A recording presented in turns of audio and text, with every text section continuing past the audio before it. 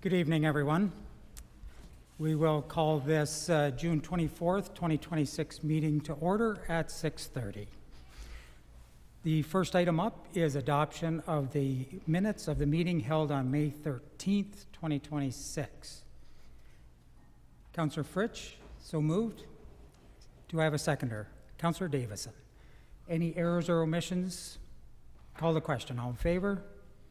Motion is passed. The next item is the County Council special meeting minutes from June 17th, 2026. Do I have a mover? Councillor Hook, so moved, seconded by Councillor Weiss. Any errors or omissions? Call the question. All in favor? Motion is passed. Could I get before we do the approval of the agenda, we do have one item that we will be adding. It'll be at the very end of matters for consideration, and the topic is the Yarger Daycare Project. And we were adding it this evening because it's imperative that we deal with it tonight so that there's funding that isn't lost. We'll be able to secure the funding to be able to move forward. So with that, could I have a motion to approve the agenda as amended? Councillor Willis, seconded by Councillor Richardson. All in favor? Motion is passed. Are there any disclosures of pecuniary interest or the general nature thereof for this evening's meeting? Seeing none. Before we get into delegations, we would just ask if council wishes to make a motion to suspend the rules of procedure to allot a maximum of 10 minutes per delegation rather than the usual 20 minutes. Do I have a mover? Councillor Fritsch, do I have a seconder? Councillor Kelver. All in favor? Motion is passed. And we're up to delegations. So the first delegation is Julie Bogdanowicz. And if I didn't get that perfect, I apologize. And we would just ask that each speaker this evening, when they come up to speak, if they could just provide their name and the township that they live in for the record. So Julie is, there we are. You're on virtual now, Julie. You're in the meeting. Can you hear us okay? I can hear you. Can you hear me? Yes, we can hear you. So when you're ready, please proceed with your information. Great. Thank you very much to the council for the opportunity to speak tonight and hear directly from the community. It's great to see so many folks in the audience who have come out tonight to speak about the trees. I had previously submitted letters via email, and I'm here tonight to talk about the beautiful stand of 200-year-old oak trees that are threatened to be removed. They were lovingly planted by our ancestors. They're on County Road 9 between Hickory Lane and Sherman's Point Drive. They are well-loved trees, and I think you've heard a lot of comments from the community about their character, and it's what drew our family to the area. Our family owns property off of South Shore Road, and it's the kind of the natural character and the heritage character of the area that's really quite appealing, and that's what I think is being threatened here tonight. So I'm a licensed architect and I work in the municipal sector. I work in development review, urban design. I plan housing, I plan roads and new communities. And I'm familiar with how municipalities must take into account the comments from the community and respond accordingly, and to let that inform how they interpret provincial guidelines. The trees clearly have cultural heritage value, and I think that should be assessed through future study. And so I'm requesting tonight that the process is slowed down so that additional consultation and options can be evaluated collectively in the best interest of the trees and what the community is here to talk tonight. Through my emails with staff, I understand that there have been 2 deaths near these trees, and I don't want to minimize those tragedies, but I do think that roadside collisions are not uncommon, and I think that the removal of these trees will not significantly decrease future casualties. And I appreciate that the goal is to generally improve roadsides according to the TAC and MTO guidelines. However, the removal of the trees in most cases the removal of the trees in most cases is not an issue, kind of standalone trees. However, the community has identified that this is a very, very special grove of trees that deserves protection, special attention, and I think that an exception can be made in this case. And so this approach, as I understand it, was taken in PEC. The Prince Edward County Cultural Heritage Master Plan and Tree Preservation and Management Policy was developed to assess these special situations where trees were identified to have character and heritage value. And so, that process took a long time, and I think it was a very good one, and it identified trees that could be saved. And I'm hoping that our county can take a similar approach to determine which trees in our community have a significant cultural value. And I think that this work should be undertaken prior to hastily permitting their removal. My daughter is joining me tonight. Here's Flora. So the trees are providing ecosystem services, they're shading the pavement, and these things are especially important during our climate emergency. And so I'm wondering if other options can be considered regarding mitigation within the roadway.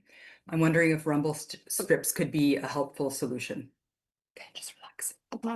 And if the trees are to be removed, one thing that I'm wondering is if we can come up with a plan so that the lumber can be dealt with responsibly. I don't think it's acceptable to chip these trees, which is typically what's done in these cases. I'm requesting that the lumber be milled responsibly. Potentially, we can explore creative solutions where woodworkers can be engaged to produce commemorative products using the wood.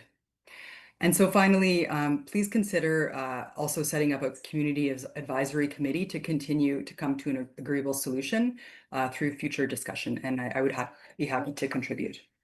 Thanks again for your time tonight and for the virtual accommodation. Thank you. Thank you. Thank you for joining us. And I just wanted to clarify, you mentioned that you lived on the County Road 9, I believe. So are you a member? I'm off South Shore Road. I'm not on County 9. Okay, so that's Greater Napanee? In Greater Napanee, yes. Okay, thank you. You just missed providing your township that you lived in. Okay. So I was just confirming that. Thank you so much. Thank you. And the next speakers, we have two that are going to share the podium, Marilyn Murray and Don Mitchell. And if you could just push the button so that the light comes on, then everyone in the virtual audience can hear you. Some help is coming. Perfect. Thank you. I would like to begin by thanking Deputy Hagedorn and County Council for the opportunity to speak in opposition to the proposed cutting of old-growth heritage trees on County Road 9, a rural secondary road with low traffic volume. My name is Marilyn Murray. I'm the chair of the Lennox and Addington Stewardship Council and a resident of County Road 9. Oops, I forgot what I'm doing here. Don Mitchell, who will be doing the second half of this presentation, is speaking on behalf of the many residents. We do not believe these heritage trees present a driving hazard. This is clearly depicted in this slide, showing a straight stretch of road and a clear line of sight. There are many more hazardous fixed objects on County Road 9. In fact, based on the 2022 Ontario Road Safety Annual Report, the most hazardous fixed objects leading to fatalities are as follows, in order: ditches, utility poles, buildings, and trees. The Lennox and Addington Stewardship Council is an environmental volunteer organization comprised of members from diverse backgrounds throughout the county. For over 30 years, our goal has been to protect, enhance, and restore the natural environment of this beautiful county. Education and advocacy are an important part, and tonight we are advocating for the trees. How do we achieve our goals? Through partnership. I would draw your attention to our municipal partners. We've had the opportunity to partner with each of the townships that comprise County Council. I hope as stewards of the land for over 30 years, we have contributed to the integrity of the natural environment of the county. Tonight, we invite the county to join us in stewardship and preserve these trees. Old-growth trees are irreplaceable, historical, ecological, and increasingly rare landscape features. We know trees are our biggest allies in the fight against climate change, but these trees, remnants of an old-growth forest, are in a class of their own. The services they provide cannot be replaced by planting young trees. So far in their lifetime, 23 trees have sequestered hundreds of metric tons of carbon dioxide, permanently sequestered from the Ontario environment, and if left standing will continue to do so. The older they get, the more carbon they store. We have many species represented: white oak, elm, bitternut, and shagbark hickory. These trees have environmental resilience. They withstood the test of time, weather events, including storms, drought, and disease, some for over 2 centuries. There is genetic resistance and a scientific value of a particularly healthy elm over 100 years old that has been exposed to Dutch elm disease through its life. It's a potential candidate for the Elm Recovery Research Project at the University of Guelph. Historical. These trees predate Confederation. We ask that you amend the county tree bylaw and designate them as heritage trees to be protected. You can't discount the cultural value as well. These trees provide a shady refuge to bikers. They're landmarks in a snowstorm. They provide a sense of home and a sense of place. I don't think anyone in this room, including County Council, wants to see these trees cut. We understand and appreciate the threat of liability. Our request to you this evening is that you explore all options to mitigate the threat of liability while preserving these majestic trees. Reduce the speed limit. It will drastically reduce the probability and the severity of accidents. Reevaluate the site-specific conditions to justify a smaller clear zone. Barriers, research, there are many options. Defense. Vote on a resolution stating we recognize the old-growth trees on County Road 9 and on Highway 41 are within the clear zone, but we have decided to retain these trees for their heritage value and will manage the risks through speed reduction and/or signage. A policy approved in good faith by elected officials is respected by the courts. Designation. These trees are an asset and present a tremendous opportunity for naturally LNA through ecotourism. Let's elevate this asset. Under the Ontario Heritage Act, designate this portion of the road as a cultural heritage landscape. Consider delineation, a low-cost option. Alert the driver, reflective markers possibly, at both ends of the corridor, or perhaps a narrow road sign. You cannot appreciate the size of these trees until you're standing beneath them. This is a picture of Steve Pitt, retired forester who spent most of his career here, and I quote, "Trees of this size and age are very, very rare, some of the oldest in LNA." This is the elm I was referring to. How many elms do you see that size? Possible signage. Slow down, old-growth trees. A natural heritage landscape. This is the bike route for Naturally LNA, and that little arrow you see would depict where the natural landscape would be located. Really enjoyed by bikers. These trees are an asset, a gift worth protecting, and present an opportunity for Council to act now, to be good stewards and preserve these trees for this and future generations. Thank you.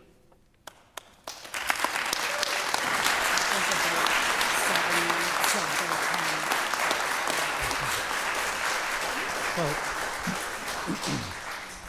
if I could ask the previous presenter, could you provide your township that you reside in? I live on County Road 9 in County Greater Napanee. And I would just ask it from you as well. Dawn Mitchell, Greater Napanee. Perfect. Woo-hoo! Thank you very much.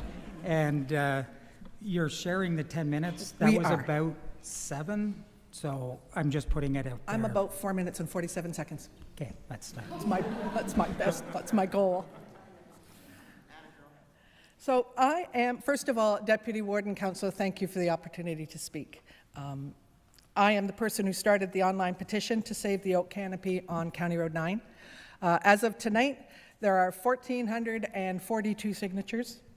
We're here today, obviously, because the residents do not want to see these historic trees removed. Now, we had submitted a really nice PowerPoint presentation, but time is of the essence, so I'm going to walk through a lot of them because, quite frankly, what a lot of my slides showed, you all know. Your official county plan commits to natural heritage, climate resilience, environmental protection, and long-term sustainability. You all know that the oak trees, the canopy, contributes directly to these commitments. But you all know that, so I'm going to carry on. This past March, you strengthened these priorities through amendments to the official plan. You invested in a natural heritage system study a few years ago, and from what I understand, it was commissioned to identify, protect, preserve the county's natural assets for current and future generations, to strengthen the climate resilience and maintain biodiversity, and to guide future decision-making. If we're prepared to remove one of the most significant tree canopies in the county without fully exploring alternatives, then we have to ask whether we are truly acting on the principles that this study was intended to support. So how does removing a mature historic road canopy align with these objectives? That's where we as residents have a disconnect, and that's where we're struggling, and that's why we're here to find out the process. In the media, councillors and some of the staff, they both say balance. We have to balance safety and liability. I'm just wondering if the staff took into consideration, because I can only speak to my experience and emails with the staff that I've received, if they have taken into consideration all these environmental commitments prior to recommending the trees be cut down. Were these commitments, were they weighed in the balance with all the others? I hope that the fear of liability did not receive more weight than the county's environmental commitments. These trees are no more hazardous than other roadside fixed objects. Across the county, motorists travel past deep ditches, utility poles, rock faces, buildings, culverts, open water in some points, and countless other roadside features that are outside the clear zone. And many on those roads with substantially higher traffic volumes than this stretch of County Road 9. So we believe the standard's not perfection, the standard is reasonableness. I knew I'd have trouble with that one. Municipalities are expected to manage risk thoughtfully and responsibly, not to eliminate every conceivable hazard at the expense of an irreplaceable community asset. These are just some of the spots.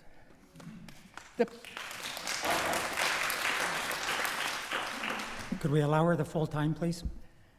Many municipalities successfully manage roadside tree risk through a combination of regular inspections, maintenance, speed management, signage, delineation, other targeted safety measures. You all know this. We're not asking council to ignore safety. We're asking council to recognize that these trees are no more hazardous than any other roadside obstacles, and there is a way to mitigate risk. An insurance company's job is to advise on reducing liability. Council's job is broader and much more difficult. You have to balance safety, liability, environmental stewardship, heritage conservation, tourism, fiscal responsibility, and the values of the community. If insurance advice alone determined public policy, many of Ontario's most treasured landscapes and heritage assets would have disappeared long ago. We are asking Council to make a balanced decision, not simply the most risk-averse one. Marilyn did speak to some of these, the designated tree canopy as a cultural heritage landscape, reduce the speed limit, signage. There's a marketing opportunity. You're already using it. Naturally, LNA have this stretch of road on the scenic road tour, already advertising it on the website. Barriers, there's many different types of barriers. We can scroll through. There's my slide. If the council believes these trees have value, then the council has the authority to protect them. I've rethought my last slide. I asked for a report. I realize that the council has not made a decision. Otherwise, we would not be here. So I'm going to leave you with this. The decision is about finding the right balance between public safety, responsible risk management, environmental stewardship. These trees are a part of a living ecosystem that provides wildlife habitat, stores carbon, improves air quality, supports biodiversity, and contributes to the resilience of our natural environment. And they've been a part of that for 200 to 25 years. As Marilyn says, they predate Confederation. I can't even wrap my head around that, but that is pretty incredible. And so protecting these benefits while maintaining public safety should be a key objective of any solution. We respectfully ask Council to pause before making an irreversible decision, ensure that every possible alternative has been reviewed, and choose a solution that reflects both safety and stewardship. Once these trees are removed, the option is gone. Taking the time to make the most informed decision is not delay, it's good governance. Thank you.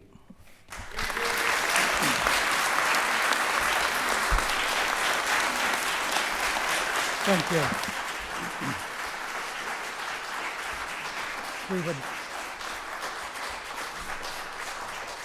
We would ask the next speaker, Laurie Forster, to please come forward. And again, if you can provide us with the township you reside in, that would be great. Thank you. I'm Laurie Forster. I live on County Road 41 near McLaughlin Road in Stone Mills Township. Thank you for letting me speak tonight. I want to acknowledge that I don't think anyone in this room wants to cut the trees. I believe Dan Baxter when he's told me that repeatedly. We're all on the same side, and I really believe we're all trying to find a solution to an untenable situation. I really want to thank the staff, especially Tracy and Dan, who I don't think is here tonight, for answering my questions and giving me advice and all that kind of thing. I really, really appreciate it. Thank you for you, Council, for engaging us, for deciding to ask for a report and listen to what we have to say. And thank you to Marilyn and Dawn, who've given you so much valuable information and also sort of highlighted for the gallery some of the aspects of the official plan that a lot of people might not know. I'm here asking Council to not cut any of the trees, but I'm speaking specifically to a 200 to 220-year-old bur oak on County Road 41, midway between Youngs Road and McLaughlin Road. It stands on the side of the highway beside our farm. It's a healthy grandmother tree, and it has a lifespan. Healthy bur oaks have a lifespan of 400 to 450 years. It and the other trees can't be replaced by the saplings proposed in the report. At a ratio of 4 saplings for one healthy oak tree, that would cost you $4,000 to plant. And this tree alone was estimated by an arborist for ecological value alone to be worth about $75,000 to $100,000. It's not a fair trade. The decision tree explained to me by staff dealing with roadside hazards was number 1, remove them, number 2, protect them, number 3, move the road. There was an error in the order that I was given. Protecting the tree is now, as I understand it from reading the report, actually the last option. And the best option recommended for county liability is to cut a tree that stands on a straight, flat stretch of road with clear visibility and no distractions. A tree that has, by your own staff report, never been involved with a collision, a tree that was deemed healthy by both your arborist and ours, as well as a forester, Steve Pitt, with over 40 years of experience. A tree your arborist, along with ours, recommends preserving. The option to protect it is available, and I am supremely impressed that staff went back to our location and remeasured and recalculated everything and discovered that the face of a barrier would be the tree ends up 6 meters from the white line.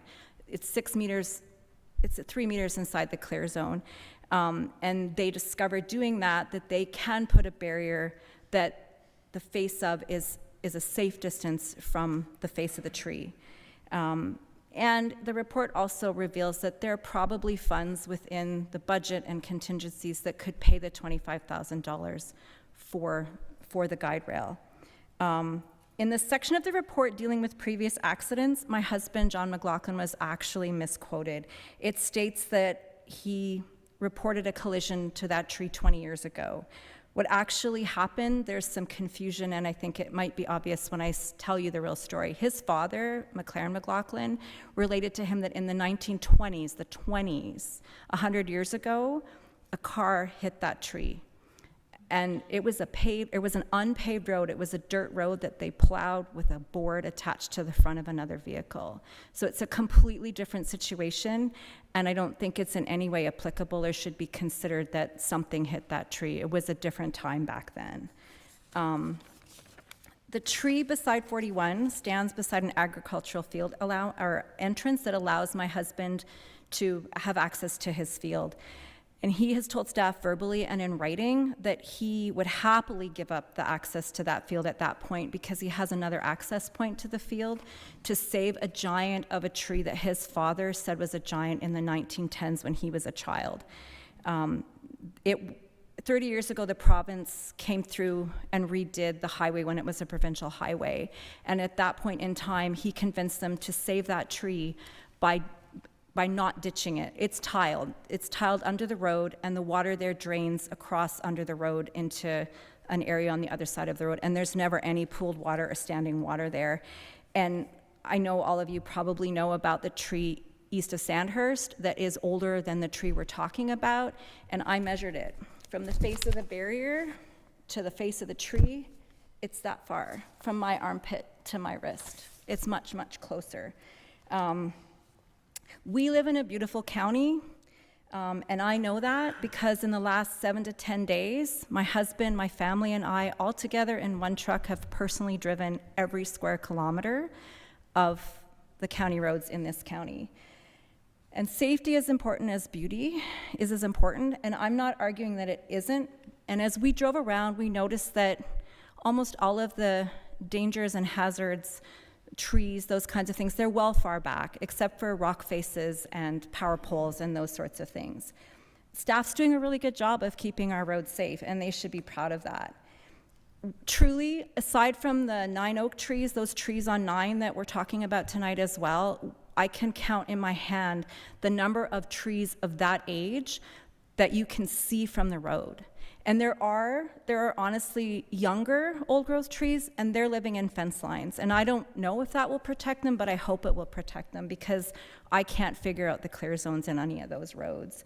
And so it was clear to us, my husband said as we were driving around, some council, some staff, somebody was protecting white oak trees in this township for a long time and not cutting them. They were leaving them.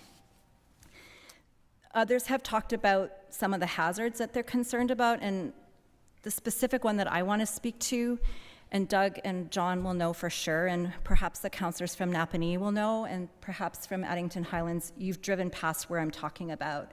You're nodding, you know what I'm going to say.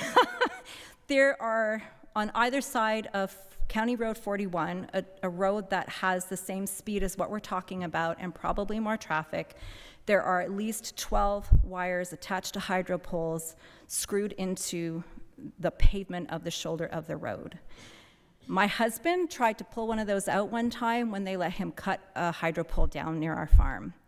It took a tractor pulling as hard as it could to get that anchor out. They're not going to come down easy. The anchors aren't going to come out. And somebody could hit one of those wires, they could flip their car, they could cause a hydro pole with live electrical wires to come down on top of them and the occupants. And my understanding from talking to Dan is that you guys have gone back and forth with hydro, and you say move them and they say we can't. And they say move them and we say we'd have to expropriate, we'd have to put them in farmers' fields, we can't do that, we're not going to do that, we'll take the hit. So it's off of you and it's on them. And I know we're talking about safety, but I have to wonder in that situation, like Dawn said, is this about safety or is this really about liability? And I read the whole report, I made notes. And after you read that report and you read the remarks by Diane Obrest, your insurer, it's clear that this is largely about liability. And I get that. I get the fear associated with liability. I've been told with utter certainty that the city of Kingston wouldn't ever cut any of these trees down. They'd have a hard time cutting them down if they were dead. They do everything in their power to save them. And maybe council could consider passing a resolution recognizing that they're in the clear zone, like Dawn and Marilyn said, that they're in the clear zone, but they're significant enough and historical enough that they should be preserved. And trees this size, in the experience of Steve Pitt and an arborist we spoke to, they're incredibly rare and they deserve to be preserved. You could ask to have them designated under the Ontario Heritage Act as historic heritage trees, and that could be a way out for you to save them. Not just our tree, but save them all. You could leave a legacy in this community that you want to protect the old growth forest that we have left. You've shown us that you're willing to engage with us, and I so appreciate that, because some councils would have just plowed ahead. Like, you have truly engaged with us. Every time I've sent an email, the reply has been instant. You guys have been very attentive to us, and I really appreciate that. We have, as of today, 760 people signed our petition, and they said they have 1,442. And I know that petitions are, but it does show that a lot of people really do care about these trees. And so before you decide, as they said, to take an irreversible decision and cut them down, if you can't decide tonight to preserve them, I'd ask you to defer your decision and do more study, and have perhaps staff try to find more creative solutions and engage with the community on trying to save those trees.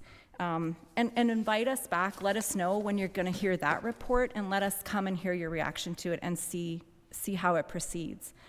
Maybe when planning future road projects, have them identify trees that are potential heritage trees and designate them heritage trees before you decide to do something.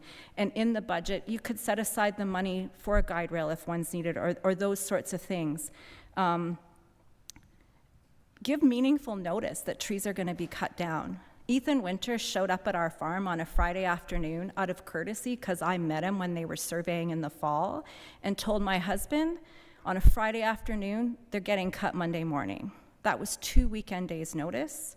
And my husband emailed, I think you, John, and you, Doug, and it was stopped. There was a halt, and then this meeting was scheduled and then rescheduled to allow us more time. So I do thank you for that. The report mentions the oak wilt fungus that is probably coming, and how it affects red oak trees. These are bur oaks. They're the top of the food chain. They're white oaks, and they're really resistant to that. And the report states that this could be a way to retain biodiversity in our trees in this area. Again, the same thing that the first speaker said, that you guys consulted with Prince Edward County, and they were able to maintain the heritage feel of their county roads. And certainly north of Roblin, that's there. South of Roblin, with all that's been done with the plant, it's gone. There's nothing of that left. I just have 2 more points. Diane Obress of the insurance company, McDougall Insurance and Financial here in Napanee, she stated in one of her communications to Chris, I don't see a reason why the residents are resisting the tree removal, but the below email mentions the look and feel of the road, so I'm assuming for aesthetic or environmental reasons. And this feels incredibly dismissive of our concerns. I think she misunderstands our way of life and the love and commitment that we have for the place that we live and the future that we leave our children. It's about really, truly understanding these trees were here long before any of our ancestors were born or even lived in this land. And if we leave them alone to continue to provide food and shelter for wildlife, and to make oxygen for us and store carbon, then they'll still be here providing for the world that we've left behind, once the only people alive are our descendants, and those descendants will be as distant to us as the settlers that came here are from us right now. 9 generations, it would take 9 generations for those replacement saplings to look like they are now, and none of our grandchildren or great-grandchildren or great-grandchildren would ever see them. Once those trees are cut, they can't be replaced. Thank you for your time.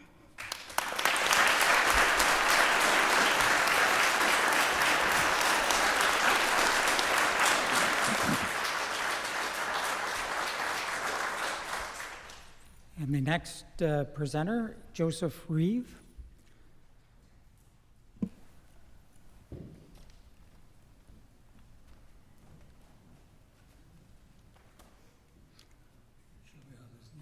Yep. And if, Insurance.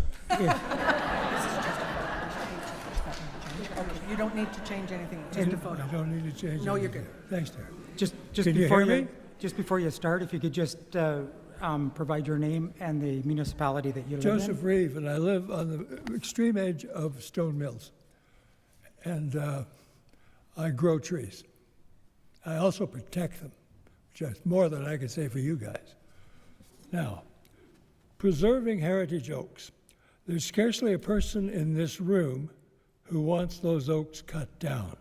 And certainly the 2,000 plus petition signers want them preserved.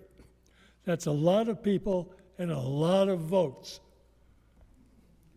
So between us, how can we find a way to save these monumental trees while appeasing the masters of the universe, also known as the insurance industry? First, I'd like to summarize the situation. The lone oak at Engel on Highway 41 is easily shielded by 50 meters of guardrail. This has already been done with a similar oak just west of Sandhurst. Nothing to it. Also, you'll be protecting a pioneer cemetery beside the oak, another factor.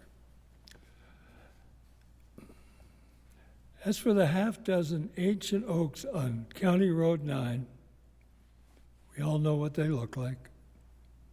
They represent the finest bur oak mall in eastern Canada and are clearly a national treasure. To even think of harming them would get you arrested in Scotland, Norway, or Japan. Furthermore, your staff report attests that it will be 6 to 8 years before any work is done on this road. So you want to cut them down now, eh? It's just nuts. It's just part of the insanity. This thing is absurdity that okay, shut up, Joe. Okay.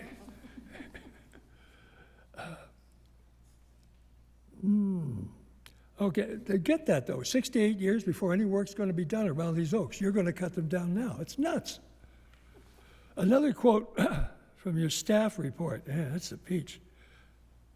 I quote, "Given the tree's proximity to the roadway and considering the history of vehicular incidents in this area, we recommend the removal of these trees." As to proximity to the roadway, there are thousands of miles of roadway in Ontario with rock cuts, mailboxes, hydro and telephone poles as close to the road and closer than these oaks. So what's the big deal? It doesn't make any sense. Unless you don't like oaks.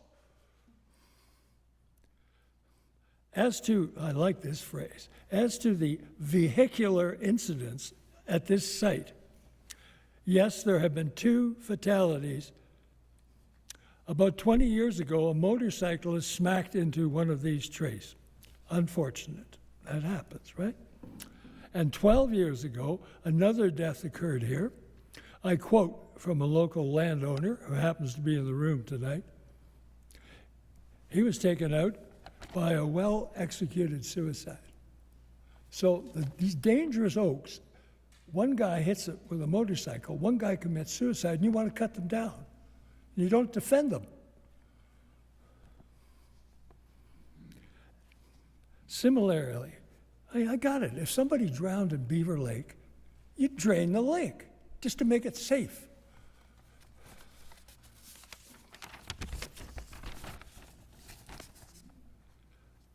Here we have an example of what in legal terms is called a pernicious fallacy, also known as the fear business. It's doing very well on this planet right now. And certainly it has worked on our 8 councillors who, quote, might be individually liable if they spare these trees and an accident occurs. That's simply not true. The judiciary and the executive branches of a democracy are separate entities. If a cyclist is killed in Toronto, no one is liable on the city council. if they voted against a bicycle lane. So your responsibility has been misquoted, misapplied, and it's looking for the motive. There's no motive here. Nobody wants them cut down. Everybody's afraid of insurance liability, as John Wise said to me. It's a liability issue, as if that was the answer to this destruction of these magnificent oaks that you'll never see again. Have you no pride in what you grow here?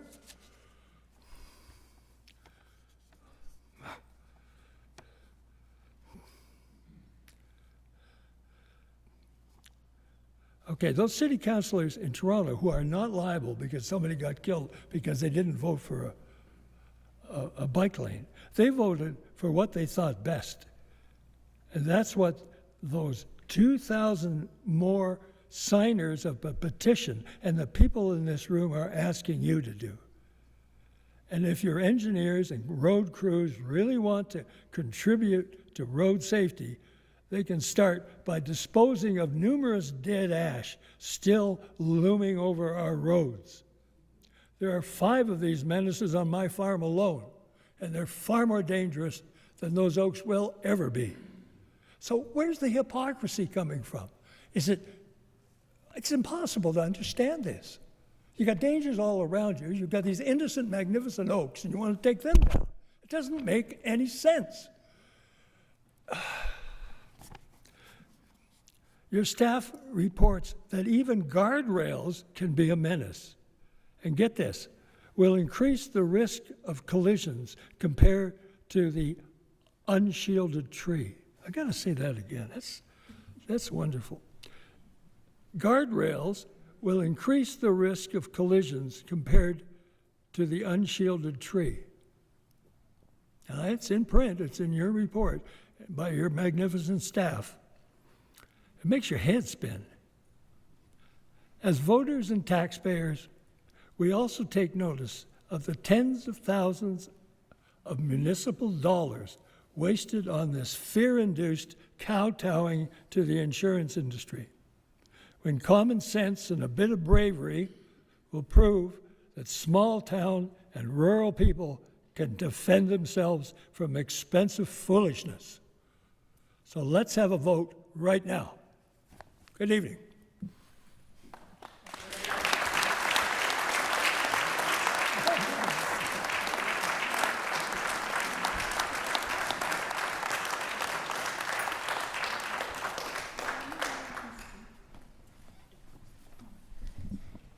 Okay, thank you. That concludes our delegation portion of the evening. So we'll move on to matters for consideration. The first one is the clear zone tree removals. And we do have a report before us, and I will just turn to the director. Is there anything additional that you would wish to share this evening? Yes, thank you, Mr. Chair. Through you, I want to thank all the residents for coming out today. Like they've said, no one wants to see these trees removed. It's basically liability and the decision on how much liability the county wants to accept at the end of the day.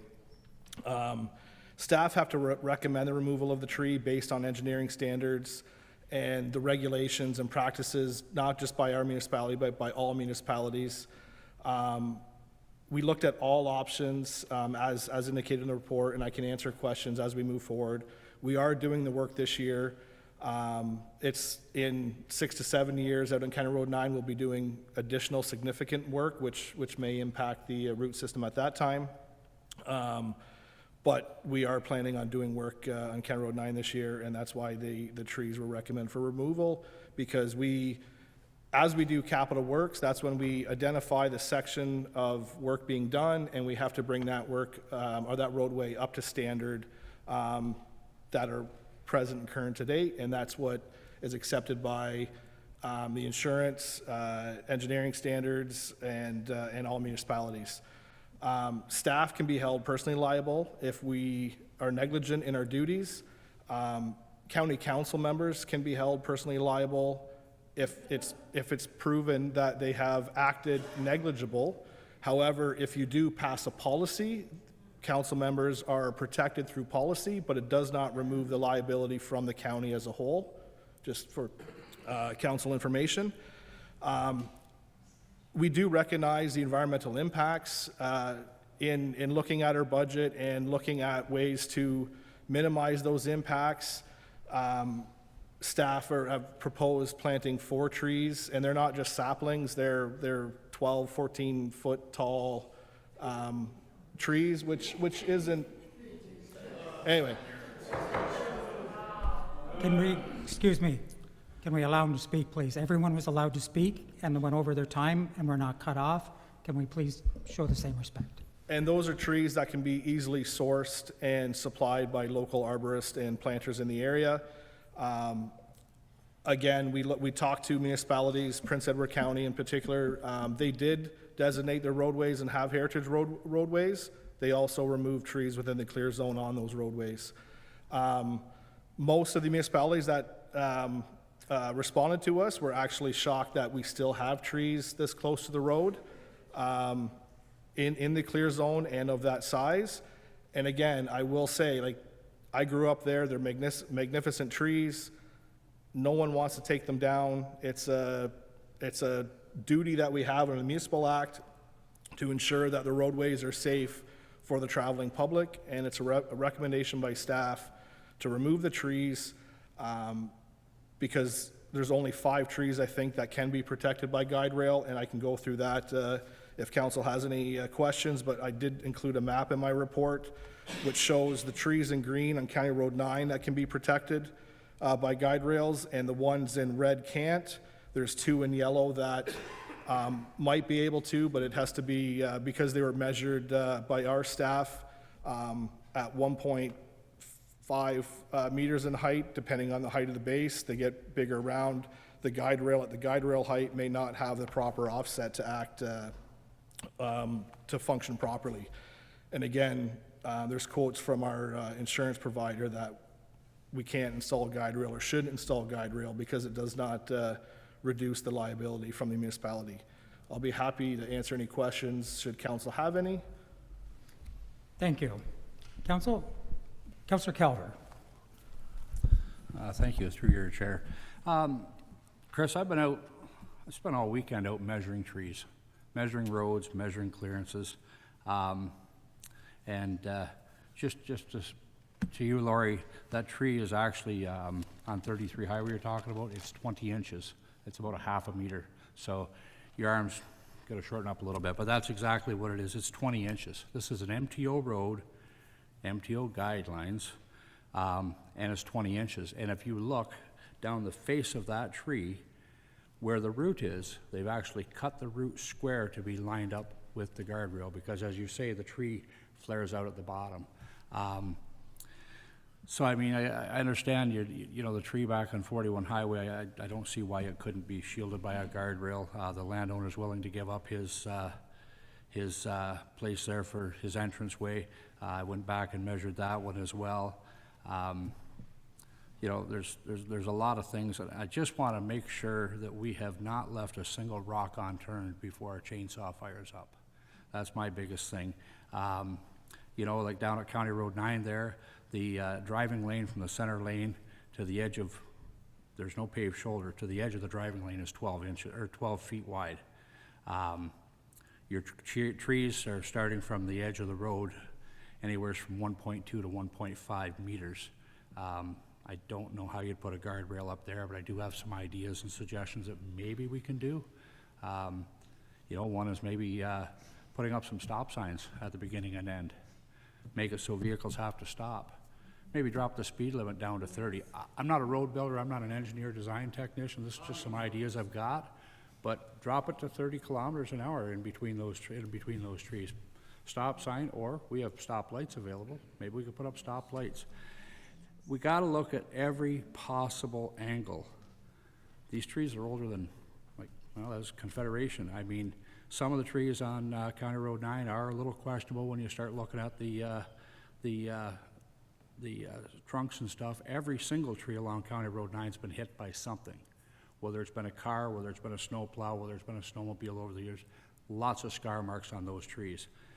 But when I look and see what MTO has done on their own roads, and now, as early as last week, some new guide rails have been put in protecting trees. There's even more trees along 33 Highway that are closer in that zone by a steel guardrail.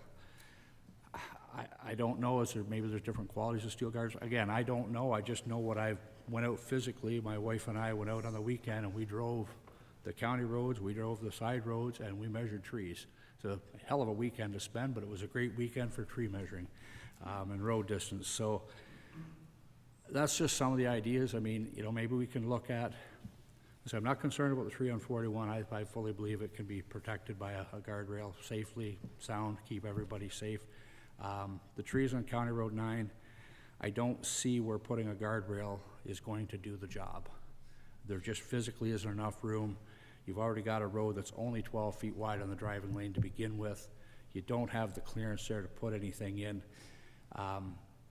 Maybe stress that the road narrows, drop the speed limit. I just want to make sure every possible option is there.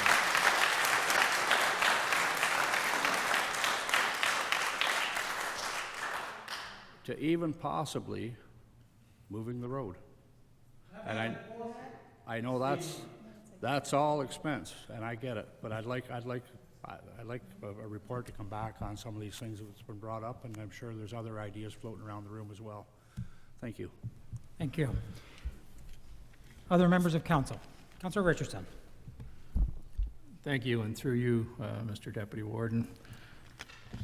I'm going to address the trees, tree number 8 through to tree number 16, which is the canopy of trees on County Road 9.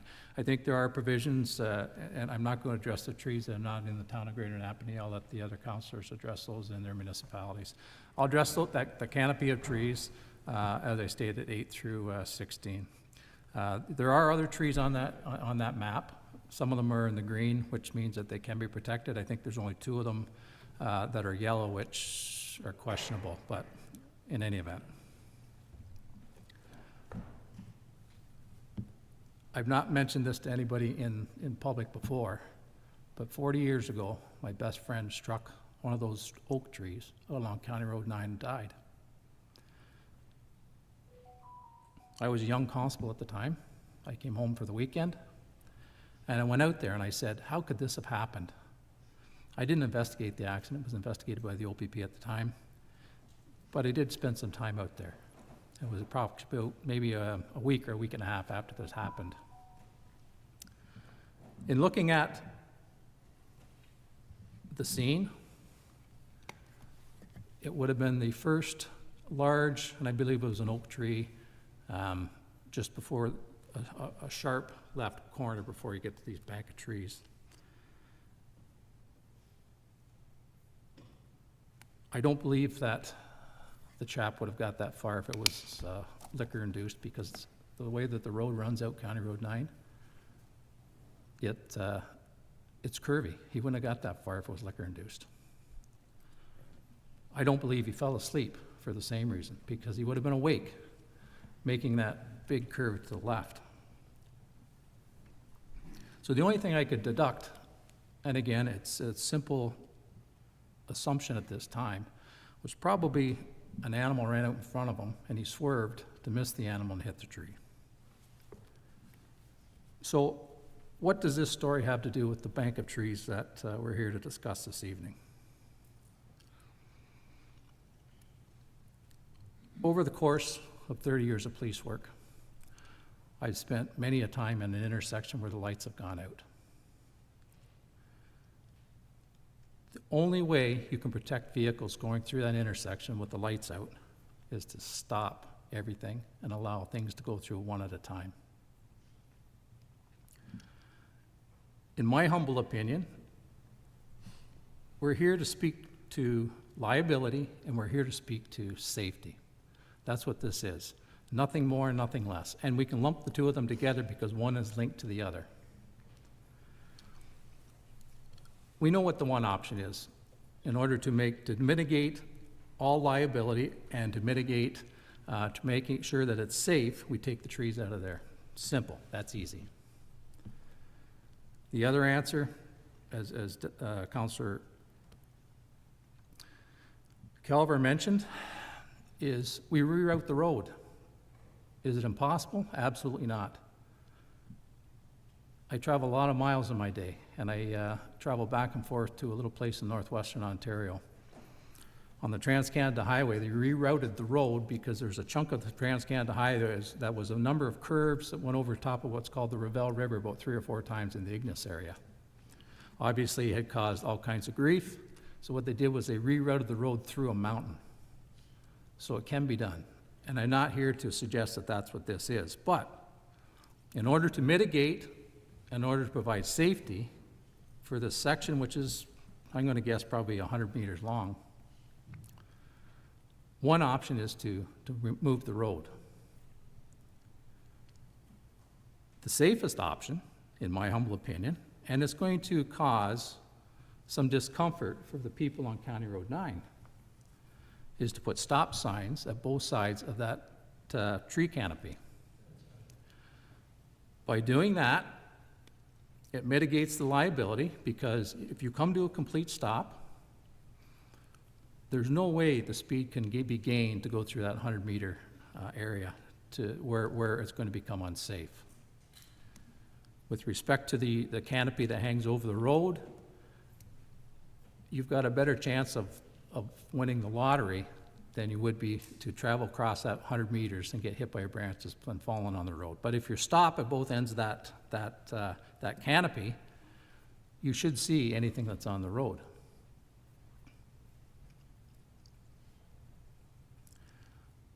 The difficult part is, it's going to be inconvenient.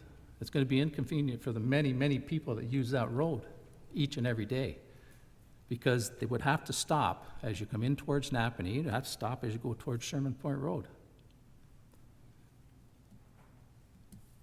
But anything worth having, there's a price to it.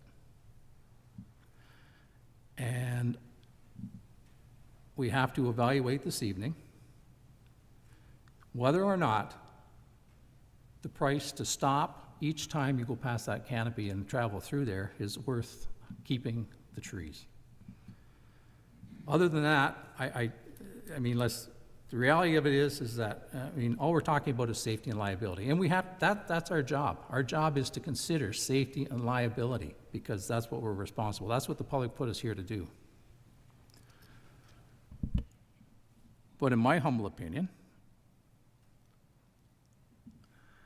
as many of the folks that did the deputations this evening said, and as Councillor Calver said, I think it is upon us to exhaust each and every option before we select the option that is the most grave with respect to these trees, which is cutting them down.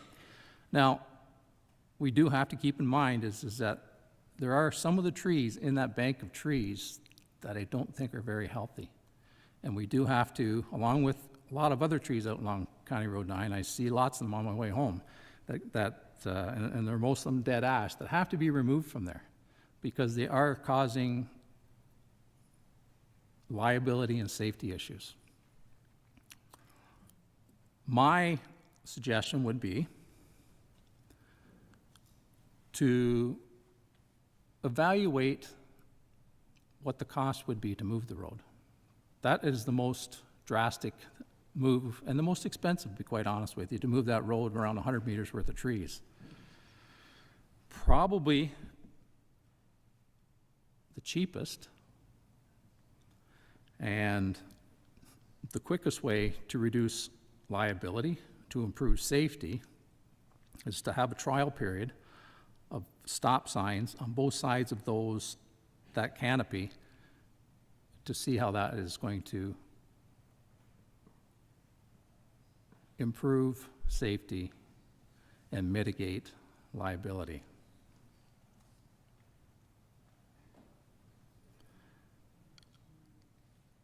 Those would be my suggestions, and I want to thank Madam Clerk. I just want to bring it to the attention of the folks that are here and to other council members in case they hadn't had an opportunity to see their updated agenda. But last evening, at the Town of Greater Napanee Town Council, there was a resolution that was passed by Town Council, and I'll read it so that everyone is aware of it, that on behalf of the citizens of Greater Napanee who feel that the mature oak trees on County Road 9 are part of their community heritage and should be preserved, the Council of the Town of Greater Napanee inform the County of Lennox and Addington Council that we are opposed to the planned tree removal. So that's, and I thank Madam Clerk for I was just going to read it this evening, but Madam Clerk was able to put it on the agenda, so I thank her for doing that. So in any event, Mr. Chair, those are my thoughts. Thank you. Thank you.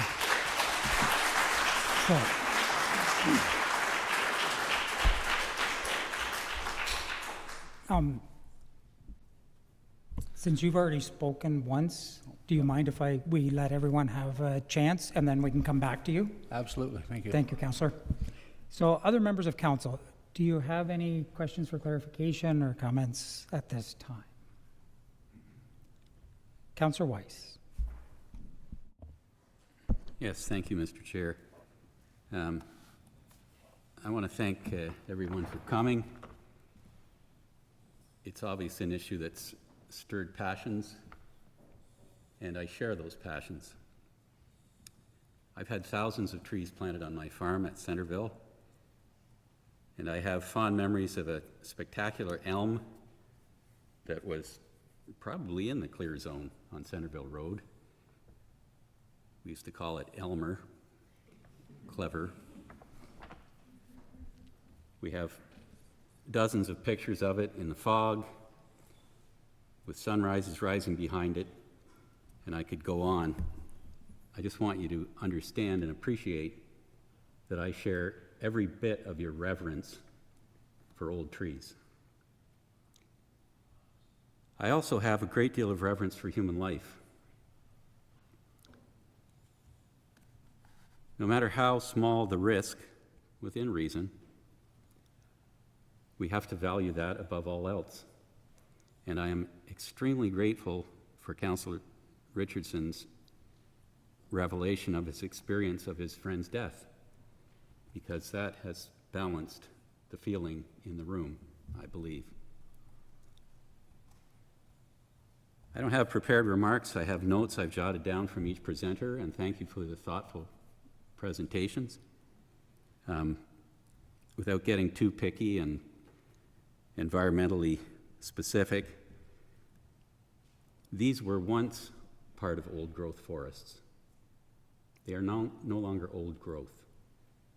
The term old growth refers to an ecosystem of many trees, of many plants, of many animals and insects. A single tree or a few trees are no longer old growth. We got rid of old growth when we cleared this land for agriculture. That's the last time there was old growth forest along those roads. These are wonderful specimens that are survivors of our devastating clearing of the land, which I'm not blaming anyone, I'm a farmer too. So let's make sure that we're arguing from an honest and legitimate point of view. We love these trees because they're beautiful and because they represent a heritage. That's it in a nutshell, really.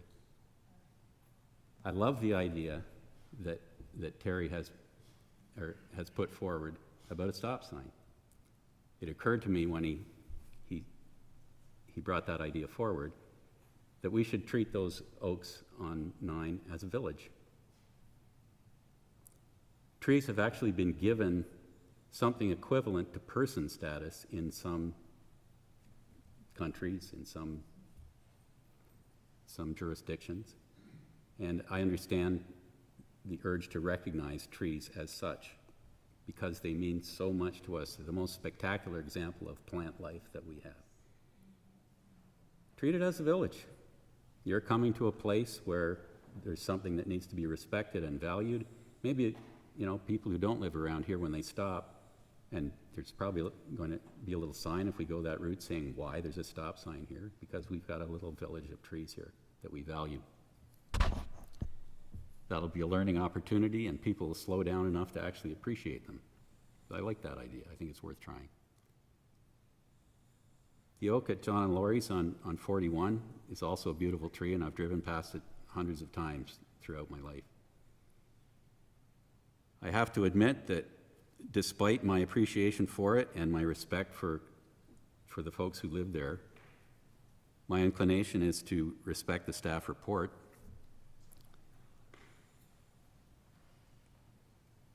And I'm struggling with that. I honestly don't know what the best approach is there.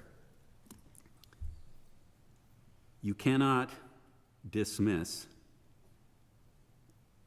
fatalities. You cannot exonerate them because in some other places there are hazards that exist, like rocks. We can't remove cliffs. Mailbox posts are not cause of fatalities. Hydro poles that are in the clear zone shouldn't be there and should be moved. I don't believe we have that situation in our county, but there may be places where there are such things, and I didn't know about those wires. That's a ridiculous situation. That's hydro, and we all know what hydro's like. So that shouldn't be there either. It doesn't absolve the risk from a large tree because hydro is doing something stupid too. We've got to get rid of the ash trees that are dead within the clear zone and adjacent to it on private land because they're a risk of falling or of having branches drop. It's already starting. I've got a couple of big ones in my fence row along Centerville Road. So at the risk of seeming to be waffling, I'm at a loss about that particular tree at this point. I think when the staff report says that the guardrail itself becomes a hazard, that simply means because it is now expanded an object in the clear zone. It can itself become something that can be struck, that can possibly cause a vehicle to flip. It changes the risk, but it doesn't totally remove the risk. It's also a significant cost, tens of thousands of dollars. So at this point, that's where I stand. And no, I'm not going to get picky about some of the other points. Young trees sequester a hell of a lot more carbon than a mature tree. A significant caliper-sized tree, it's going to grow much more rapidly. So from a carbon sequestration standpoint, adding more large young trees will sequester more carbon than an existing tree. I couldn't help saying that because climate change to me is the biggest threat that humanity faces right now. Anyway, I'm starting to ramble, Mr. Chair, partly because I'm in a quandary about this issue. I do like what Councillor Richardson has suggested, and I will support any more motion now or at some future meeting that supports that approach. Thank you. Thank you. Other members of council have any questions or comments at this time? And if not, I will go back to Councillor Calver. Thank you, Your Chair. Loyalist Township, County Road 7, 1978. September 10th to be exact. The only oak tree standing right by the hydro lines on the east side of County Road 7, right along by McKinnon's farm there. A couple of lads, local lads, were killed there. Terry Sweet, my cousin, and Tim Sweet. And how that was taken care of is they cut that tree down. That was 1978. Although it still bothers me today when I drive by, I was very young at that age, lost a cousin. This is 1978. We can do a lot of things different today than firing up a saw. I just wanted to put that out there. So that tree was cut down shortly thereafter when they hit that tree, and it's gone. So just food for thought. Thank you. Thank you. So I'll just ask one more time if there's any questions for clarification or comments from council, and if Councillor Fritz. Through Mr. Warden, my question isn't specific to these trees, but it's specific to trees in general across all of our lower tiers. My question is for a county road that's in a lower tier municipality, which they all are. What liability does the lower tier municipality have with respect to obstacles in the clear zone on a county road? I turn that to the director. Yes, through you, Mr. Chair.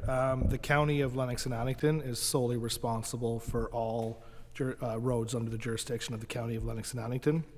And a decision from, Napanee Council would not I guess, affect the decision from a county council, but the county is 100% liable for any decision on a county roadway within the lower tier municipality. Thank you. So I'll just put it out one more time. If there's any questions or statements at this time, I would entertain them. And seeing none, I would entertain a motion.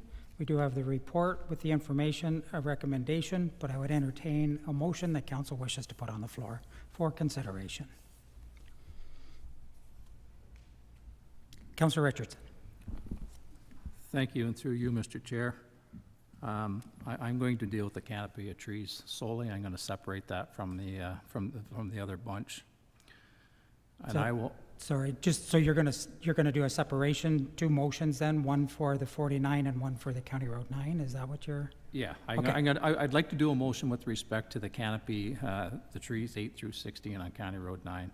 I think there are opportunities to mitigate some of those other trees, as we saw on the map, and I think we should take every opportunity to do that. But I would like to see, I know a lot about investigating accidents. I don't know a lot about posting signs. So I'd like to see staff bring back a report with respect to the process or the ability to post stop signs on each side of that canopy of trees, which would be trees 8 through 16, so that council has the ability to exhaust all options without cutting those trees down, something to that effect. I would suggest that I think, to be fair and to be prudent, we need to have staff provide us with the information so that we can make an informed decision as opposed to making a decision from our hearts. So I would like to see that with respect to that bank of trees. That with respect to the other trees, specifically on County Road 9, that all mitigating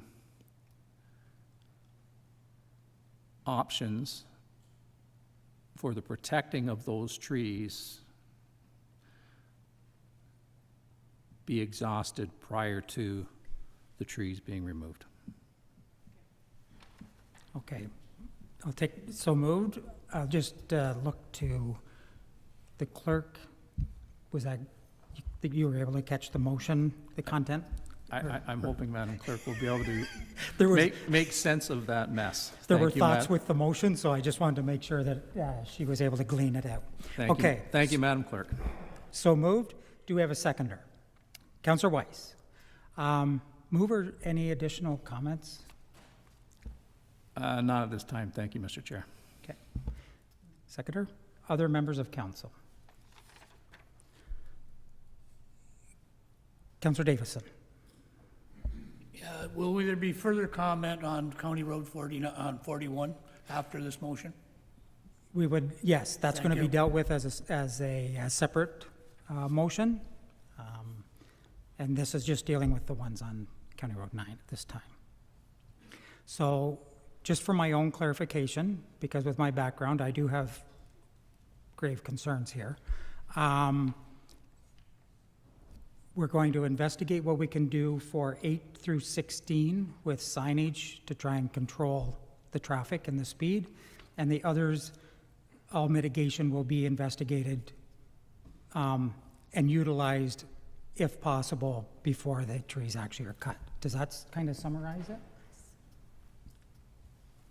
Yeah. Okay, and Director? Just, yeah, through you, Mr. Chair, if I can just get some further clarification for staff.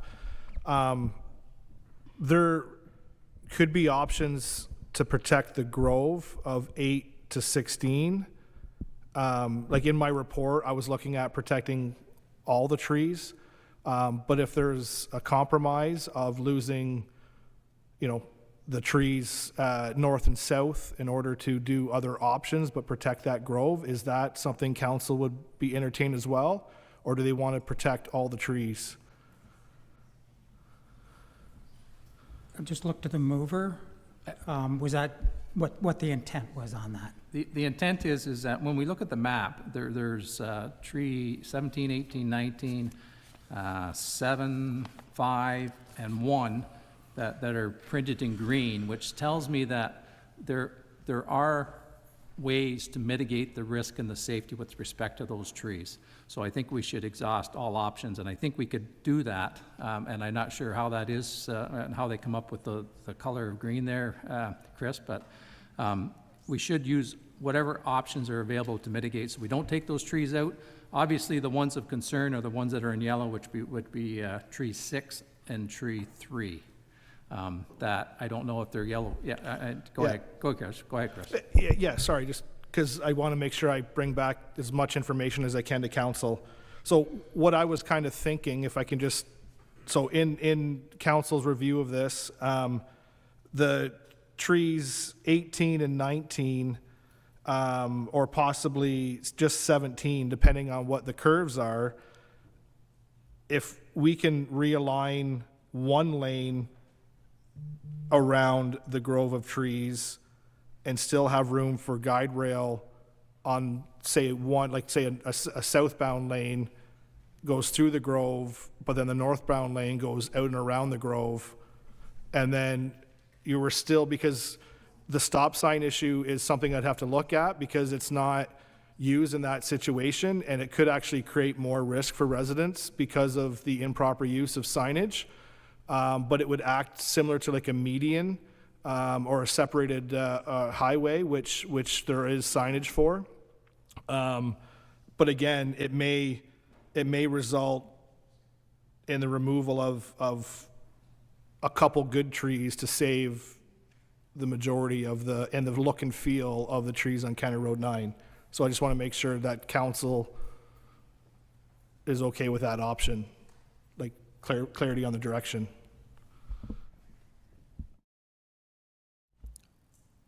And through you, Mr. Chair, I'd be willing to entertain any options that you can bring back, including the stop signs, in order to protect the canopy of trees 8 through 16. So if, rather than just bring back one, if you could bring back a number of options up to and including the stop sign issue, and again, that's why I wanted to see it in a report, because I'm not 100% sure, and probably the deputy warden would be far more knowledgeable with this than I am. So, but if we see it in a report with a number of options, including the stop sign matter, I think it'll give us a little more information to make an informed decision. Okay, so just looking at the director, do you have the clarity that you require? Thank you. I like to make sure everyone's got the clear picture before we move forward. Okay, so we've got that. Any other comments from council on the motion? Councillor Weiss. So just for clarity, Chris, you're suggesting creating basically a short divided highway, which would make the clear zone or the distance into the clear zone greater, because you're no longer dealing with 2 lanes, you're just dealing with 1. Is that in effect what you're suggesting? Yes, through you, Mr. Warden. That's what I'm thinking about. I'm looking at the math here, and it might not be possible, but if I can look at other options and have a little bit more time, I may be able to come up with an option, but again, I just want to Yeah. provide as much information to council so they can make an informed decision as possible. Yeah, I appreciate that. So That's- my look was to protect all the trees, but again, if there's a willingness to lose a couple to protect, 8 through 16, there may be other options that are available. That's fine, thank you. Thank you. Any other comments from council? Okay.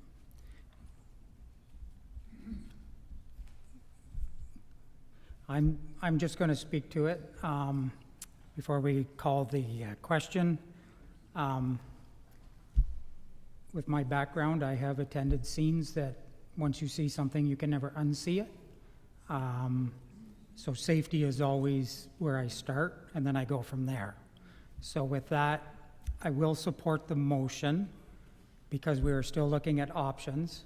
But when it does come back, just to be very clear, the most important thing I'm going to look at is safety, maintaining lives, and making sure that our roadways are safe. Liability is an issue because of safety. Safety is my concern. I want to make sure that everyone makes it home and no families are disrupted. So just to make it clear, but because we're still looking at options, I will support the motion. So if there's no final comments, I'd look back to the mover for final if you have any. None? I will call the question. All in favor? Motion is passed. Okay. Now, I am making an assumption that quite possibly not everyone here wants to stay for the entire meeting. It is, I know it is riveting. Oh, sorry, we have one more tree on 41. Good thing you mentioned that, Doug, I forgot it already. Okay, so yes, we still have the tree on 41. Is there a motion that council would like to put on the floor? Councillor Davison. I'll speak to that tree. There's been a lot of communication gone back and forth over the last couple of months on that tree.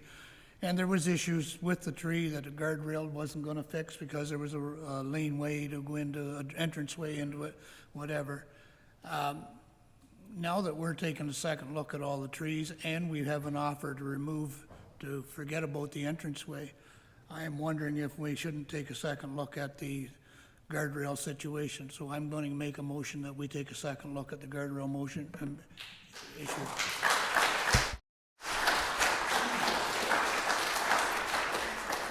Okay, so we accept that as a motion. Do we have a seconder? Councillor Calver. Mover, Councillor Davison, do you have any additional comments? Seconder, any additional comments? Thank you, through your chair. Again, I was back and I measured this tree, and again, I'm not an MTO expert, but I don't see any reason why that tree on 41 could not be protected by a guardrail. I see where there's lots of room there for that to happen. Thank you.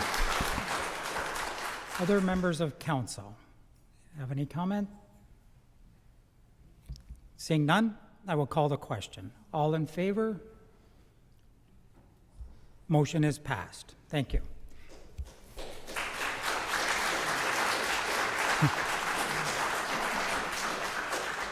Now, unless I missed another tree somewhere, I think we are done. So yes, we'll just take, say, a 10-minute recess from council, bio break if you wish, and we'll also allow everyone to exit the room at their leisure. Thank you.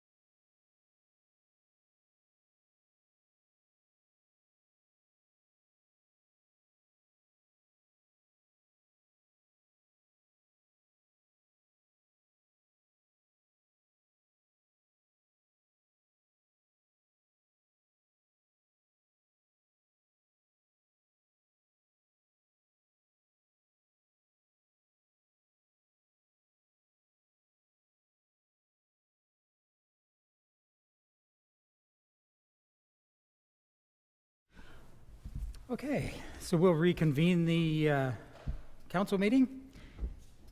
And we've taken care of item 1. Item 2, strategic planning update. We just turn to the CAO. Thank you. Through you, Mr. Chair. So as we always do every 6 months, we're bringing to you the spreadsheet chart of our update on our actions on the strategic plan. As you can see, most of them are green. If they're red or yellow, there's an explanation for why. And this will be our second to last report. We'll be reporting back to you in October, just before the election, on our final report. Happy to answer any questions council might have. Thank you. Any questions for clarification from council? And seeing none, I would entertain a motion if someone wishes to put one on the floor. Councillor Fritsch? Motion to receive? Motion to receive, so moved. Do I have a seconder? Councillor Calver. Any comments from the mover? Yes. One comment is the LNA County staff, along with LNA County Council, I can say have accomplished an awful lot in 3.5 years. Thank you. Thank you. Seconder? Thank you, through Chair. Yeah, I love the way the report's done, and it's amazing to see. You know, you don't realize month to month when you're at the meetings until you look at these reports what has been accomplished, and it's a pretty interesting to see it. I appreciate all the work everybody's done. Thank you. Thank you. Any comments from other members of council? Seeing none, I'll call the question. All in favor? Motion is passed. Item 3, lame duck period. And sorry, we'll turn that over to the clerk. Any additional information? Thank you, Mr. Deputy Warden. I don't have anything to add other than staff will prepare, at council's discretion, staff will prepare a bylaw for the next meeting in order to delegate those restricted acts during the lame duck period, if we need to. But I'd be pleased to answer any questions council may have. Thank you. Any questions from council at this time? Seeing none, I would entertain a motion if someone wishes to put it on the floor. Councillor Weiss. Yeah, I'll move the recommendation. So moved. Do I have a seconder? Councillor Hook. Mover, any comments? Seconder? Other members? Call the question. All in favor? Motion is passed. The next is paramedic services vehicle replacement. And I would look at the chief if he has any additional information to share. Thank you, Deputy Warden, through you. I bring forward this report. I want to just give you a preamble before I have any questions about the report. I'm happy to answer. I want to assure Council that this recommendation was not made without very careful intent and consideration and research. The report provides a potential transition to Type 2 ambulances as part of a broader review of fleet design, operational efficiency, and long-term sustainability. When considering alternative ambulance configurations, the following were considered. So safety, ability to provide patient care, also addressing vehicle availability, life cycle costs, fuel efficiency, maneuverability, and operating costs and conditions. To support this research, I consulted with Medavie to gather information. As the Council is aware, Medavie is the largest private contractor of ambulance services in the country. So through them, I was able to glean out that New Brunswick Ambulance Services uses over 200 of these Type 2 ambulances. Island DMS has over 20, and at West they have over 20 as well. And that's just Medavie services. I just want to make that clear. There are many other services that are not Medavie that also use these type of ambulances.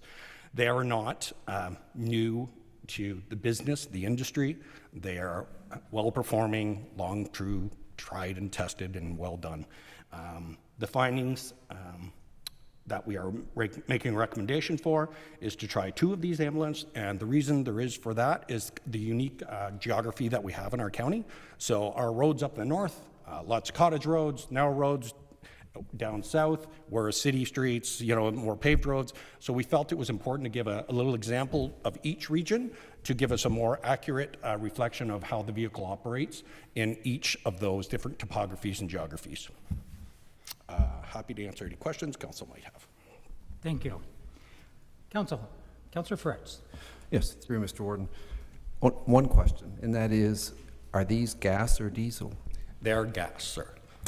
Thank you. Any other questions? Councillor Calver. Thank you, through your chair. So they're gas, and that opens up a whole other question to me.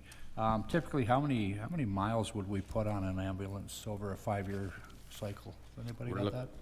Through you, Yes. Deputy. We're looking at 350 to 400 usually, Councillor. On a gas engine, which is almost unheard of these days. I like the idea of trying something new.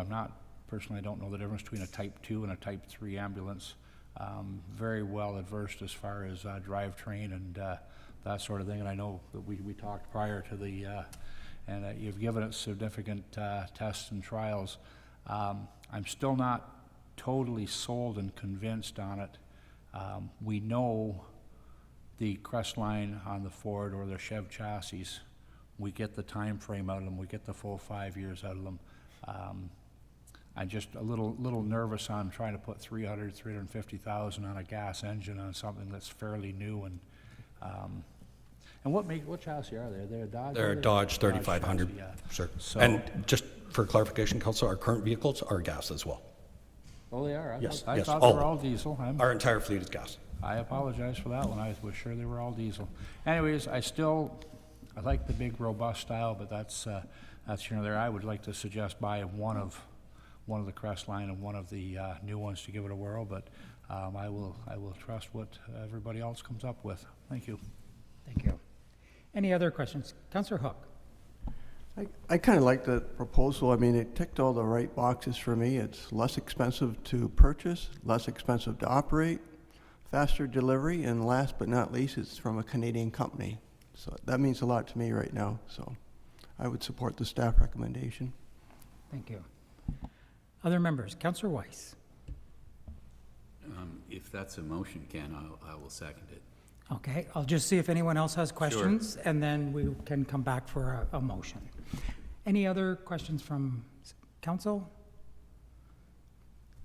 I would entertain that motion. Councillor Hook. Well, I was just to clarify, was the chief suggesting that we just purchase two, one for the north and south to try it out? And if that was the case, I think that's a good move. So I would make that motion that we proceed with purchasing two of the Type 2. So to receive and support the recommendation, and that's, just for clarification, there was a question in there? Through you, yes. So buy two, one for the north, one for the south. We will call it a pilot. That pilot will be approximately 5 years, and we will evaluate the lifespan, the operational costs, how the vehicle is received by the staff, and it's, how it operates for us. So we'll definitely evaluate through that time. Okay, thank you. Okay, and seconded by Councillor Weiss.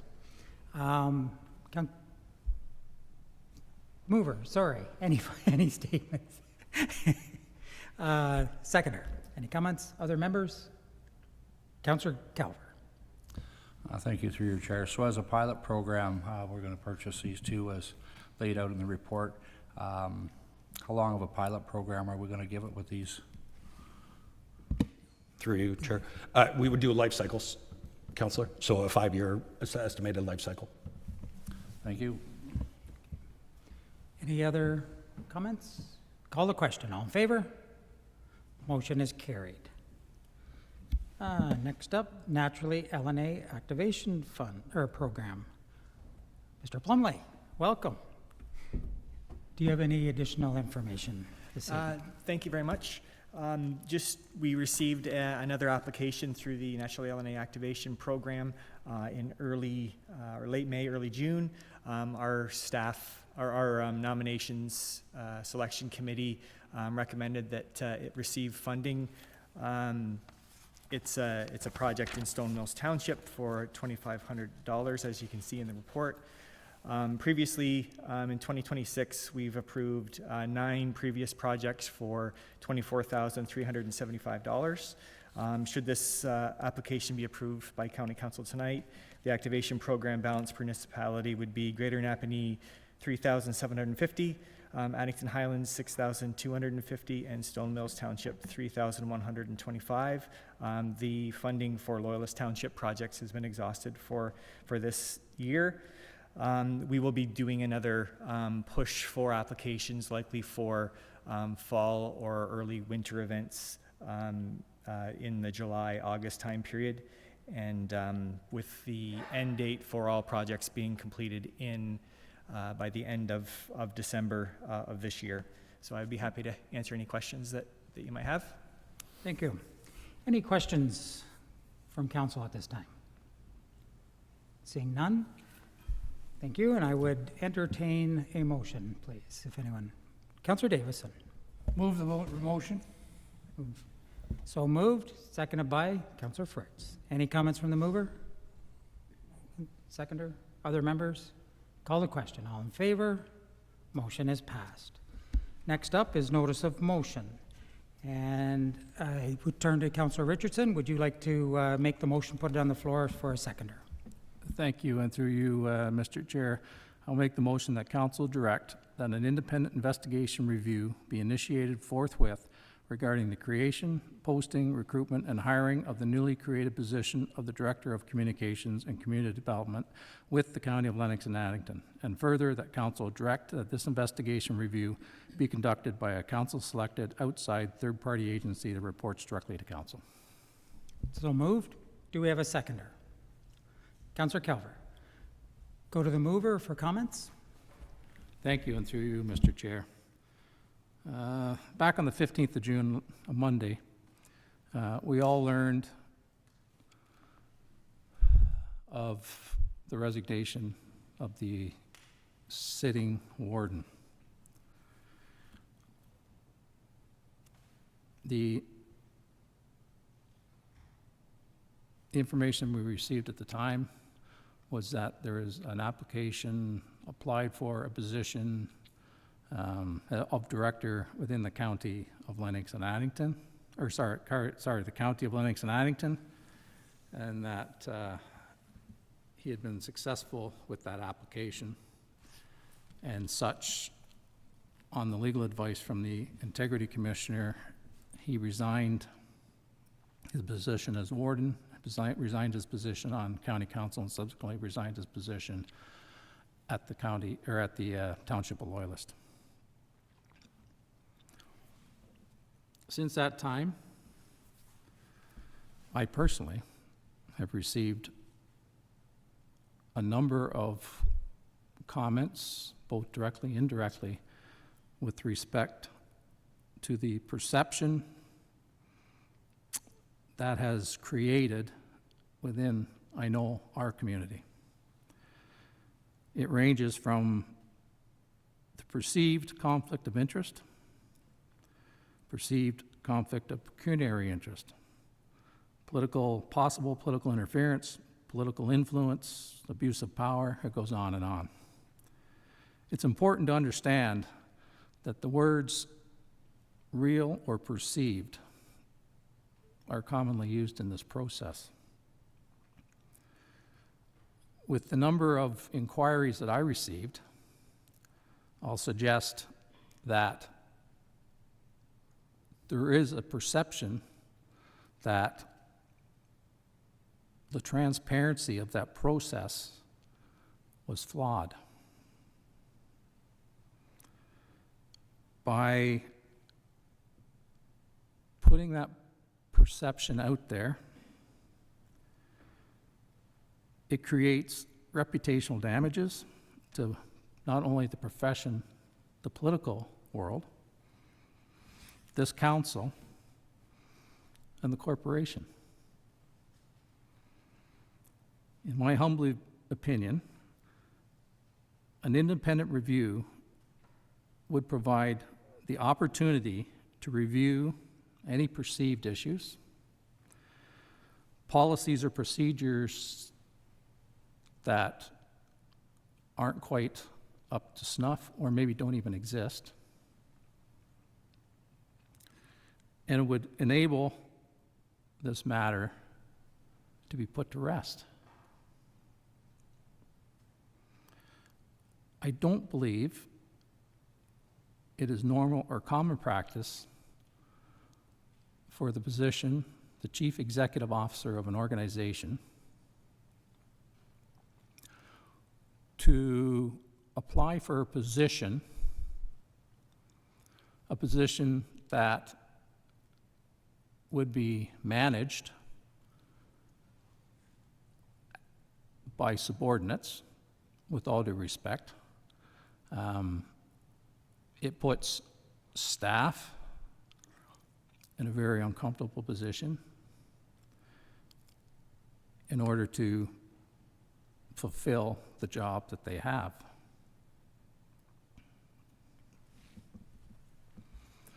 We've heard that through communications that the applicant was treated as any other person.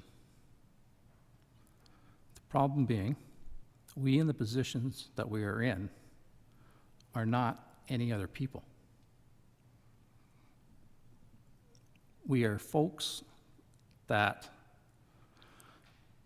have been given authority and power above and beyond what a normal person would do, which in my humble opinion complicates the process.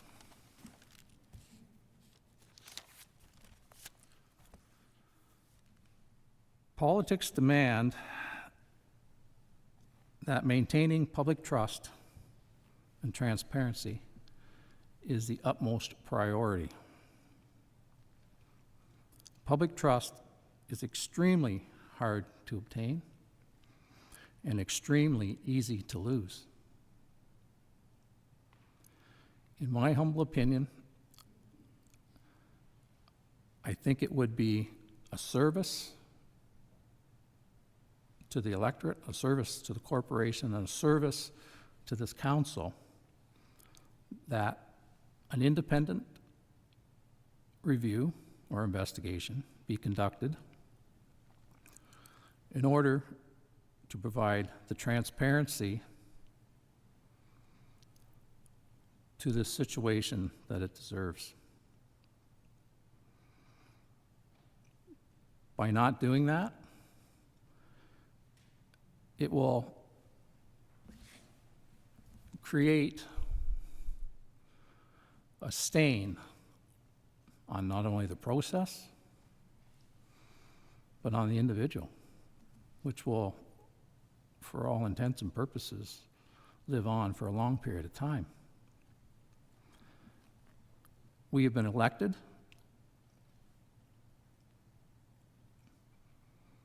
to uphold the office as the overseers of this municipality. And I honestly believe that without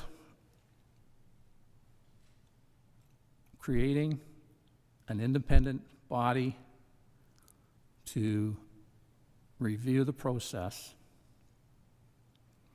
we wouldn't be doing the job that we were elected to do. Hence, my reason for the motion, and I will turn it over to you, Mr. Chair. Thank you. I would look to the seconder for any comments. Thank you, Your Chair. I myself have had more communication with this than the Alto itself from people that don't understand the process. I don't believe for a minute there was anything done wrong, but I would like to see this go forward so we can show the public that we are who we are and what we say we are doing. You know, I mean, we know that the proper channels have been taken, but the general public, especially the people that are contacting me, even Loyalist residents and Stone Mill residents, you try to explain it to them and it just doesn't get there. So just to clarify, everything was done on the up and up, and that's why I seconded this motion. Thank you. Thank you. Other members of council? Any comments on the motion? Councillor Willis. Thank you, through the chair. I have also heard from a lot of residents about this hiring, and all of the comments that I've heard have been positive, so I must have a different group of friends. I will not support the motion for a few reasons, and the first is that it suggests that the process was tainted, even though Mr. Townend's letter of resignation clearly articulates how the Integrity Commissioner was consulted throughout the process. I also won't support it because it suggests that Mr. Townend, our CAO, our staff, and the independent peer reviewer are either unethical, incompetent, or both. The body tasked to investigate breaches related to conflict of interest or the code of conduct is the very same Integrity Commissioner who was consulted throughout the process. So I can't support an expensive, distracting investigation that's driven solely by a few comments on social media. So that is why I will not support this. Thank you. Other members of council? Councillor Fritz. Yes, through you, Mr. Warden. I will not support this motion because, to me, it clearly suggests that there has been collusion in this process. And I would firmly believe that the first step, what we would do in our municipality if we were concerned about anything maybe not going the way we thought it should or the public did, or we didn't completely understand it, we would always ask for a staff report first. So I could not support it to take this step as the first step. Thank you. Thank you. Other members of council? Any comments? Councillor Weiss. Yeah, I just echo Councillor Willis and Councillor Fritz's comments. It's a tough situation. I don't deny it, but I think an investigation is a step too far. I'm going to make a motion myself, and if my motion is supported and the result of it does not satisfy council, then perhaps a call for an investigation would be warranted. I think it's premature, and I can't support it. Okay, thank you. Other members of council, any further comments? And seeing none, I will go back to the mover for final. Thank you, and through you, Mr. Chair. Just to clear some of the comments from my colleague, alternate from Loyalist. This wasn't information generated on social media. These were real, live persons reaching out to not only myself, the deputy mayor, a number of members of our council. So, as much as I'd like to blame social media for a lot of things, this was not social media generated. With respect to, and with respect to my colleague, Councillor Fritz, the concerns I have are that, unfortunately, the highest levels of the corporation are already involved in this.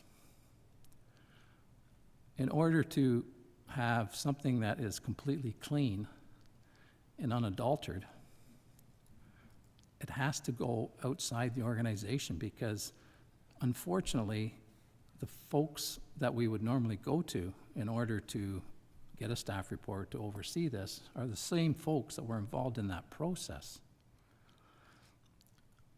I will admit that I don't have all that information. All the information that are surrounding this is not available to me, and maybe it shouldn't be. However, the information that is available to me is that a sitting warden applied for a position within the corporation in which he's a CAO. I agree. Integrity Commissioner says anybody can apply for that job. I do not dispute that one moment.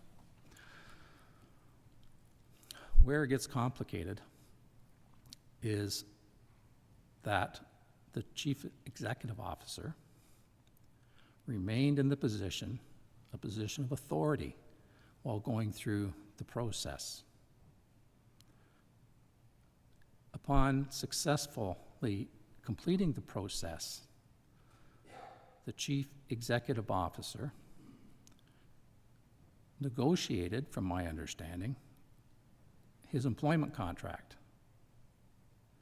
And not only was the employment contract finally negotiated and agreed upon, did the resignation come in.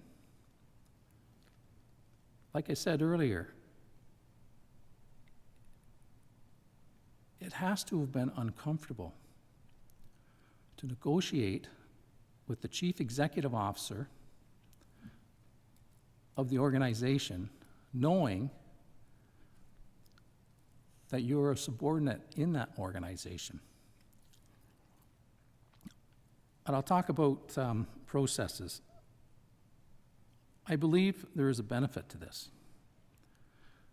I'm sure with an independent review, I won't say I'm sure, I would suspect that with an independent review, they will find gaps in the process. One glaring gap that I can see right off the bat is that we as members of council have to be held to a higher standard. And so, in all likelihood,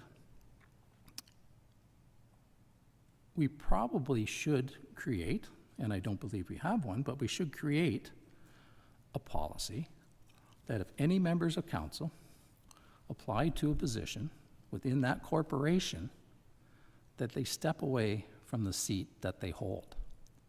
Does it completely mitigate any of these things I talked about this evening? Absolutely not, because they could always come back in. However, what it does do is that it softens it to the point where at least the chief executive officer in a position of power or perceived power isn't seen as gaining a pecuniary interest by negotiating his employment contract. Those are the concerns that I have. Those are some of the concerns that the people that have reached out directly to me or directly to other members of council have expressed. And what I found was the people that have reached out that were closer to either this organization or municipal politics or other government agencies were the ones that were the more passionate about it. And they questioned, how could this have happened?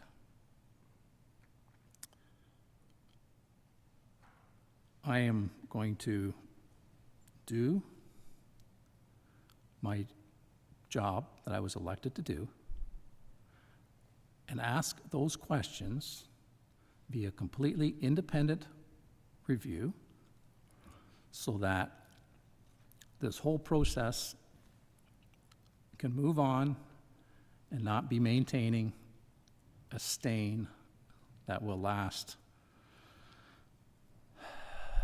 probably a long time. Thank you, Mr. Chair. Thank you. So with that, I will call the question. All in favor, please raise a hand. Opposed? Motion is lost. And in your comments, Councillor Weiss, is it a subsequent motion you're looking at that would follow up? It is. Okay, please proceed. I have respect for the integrity and honesty of our CAO staff and of the former warden. Having known and worked with all concerned for many years, I'm confident that their decisions and actions are ethical and have the county's best interest in mind.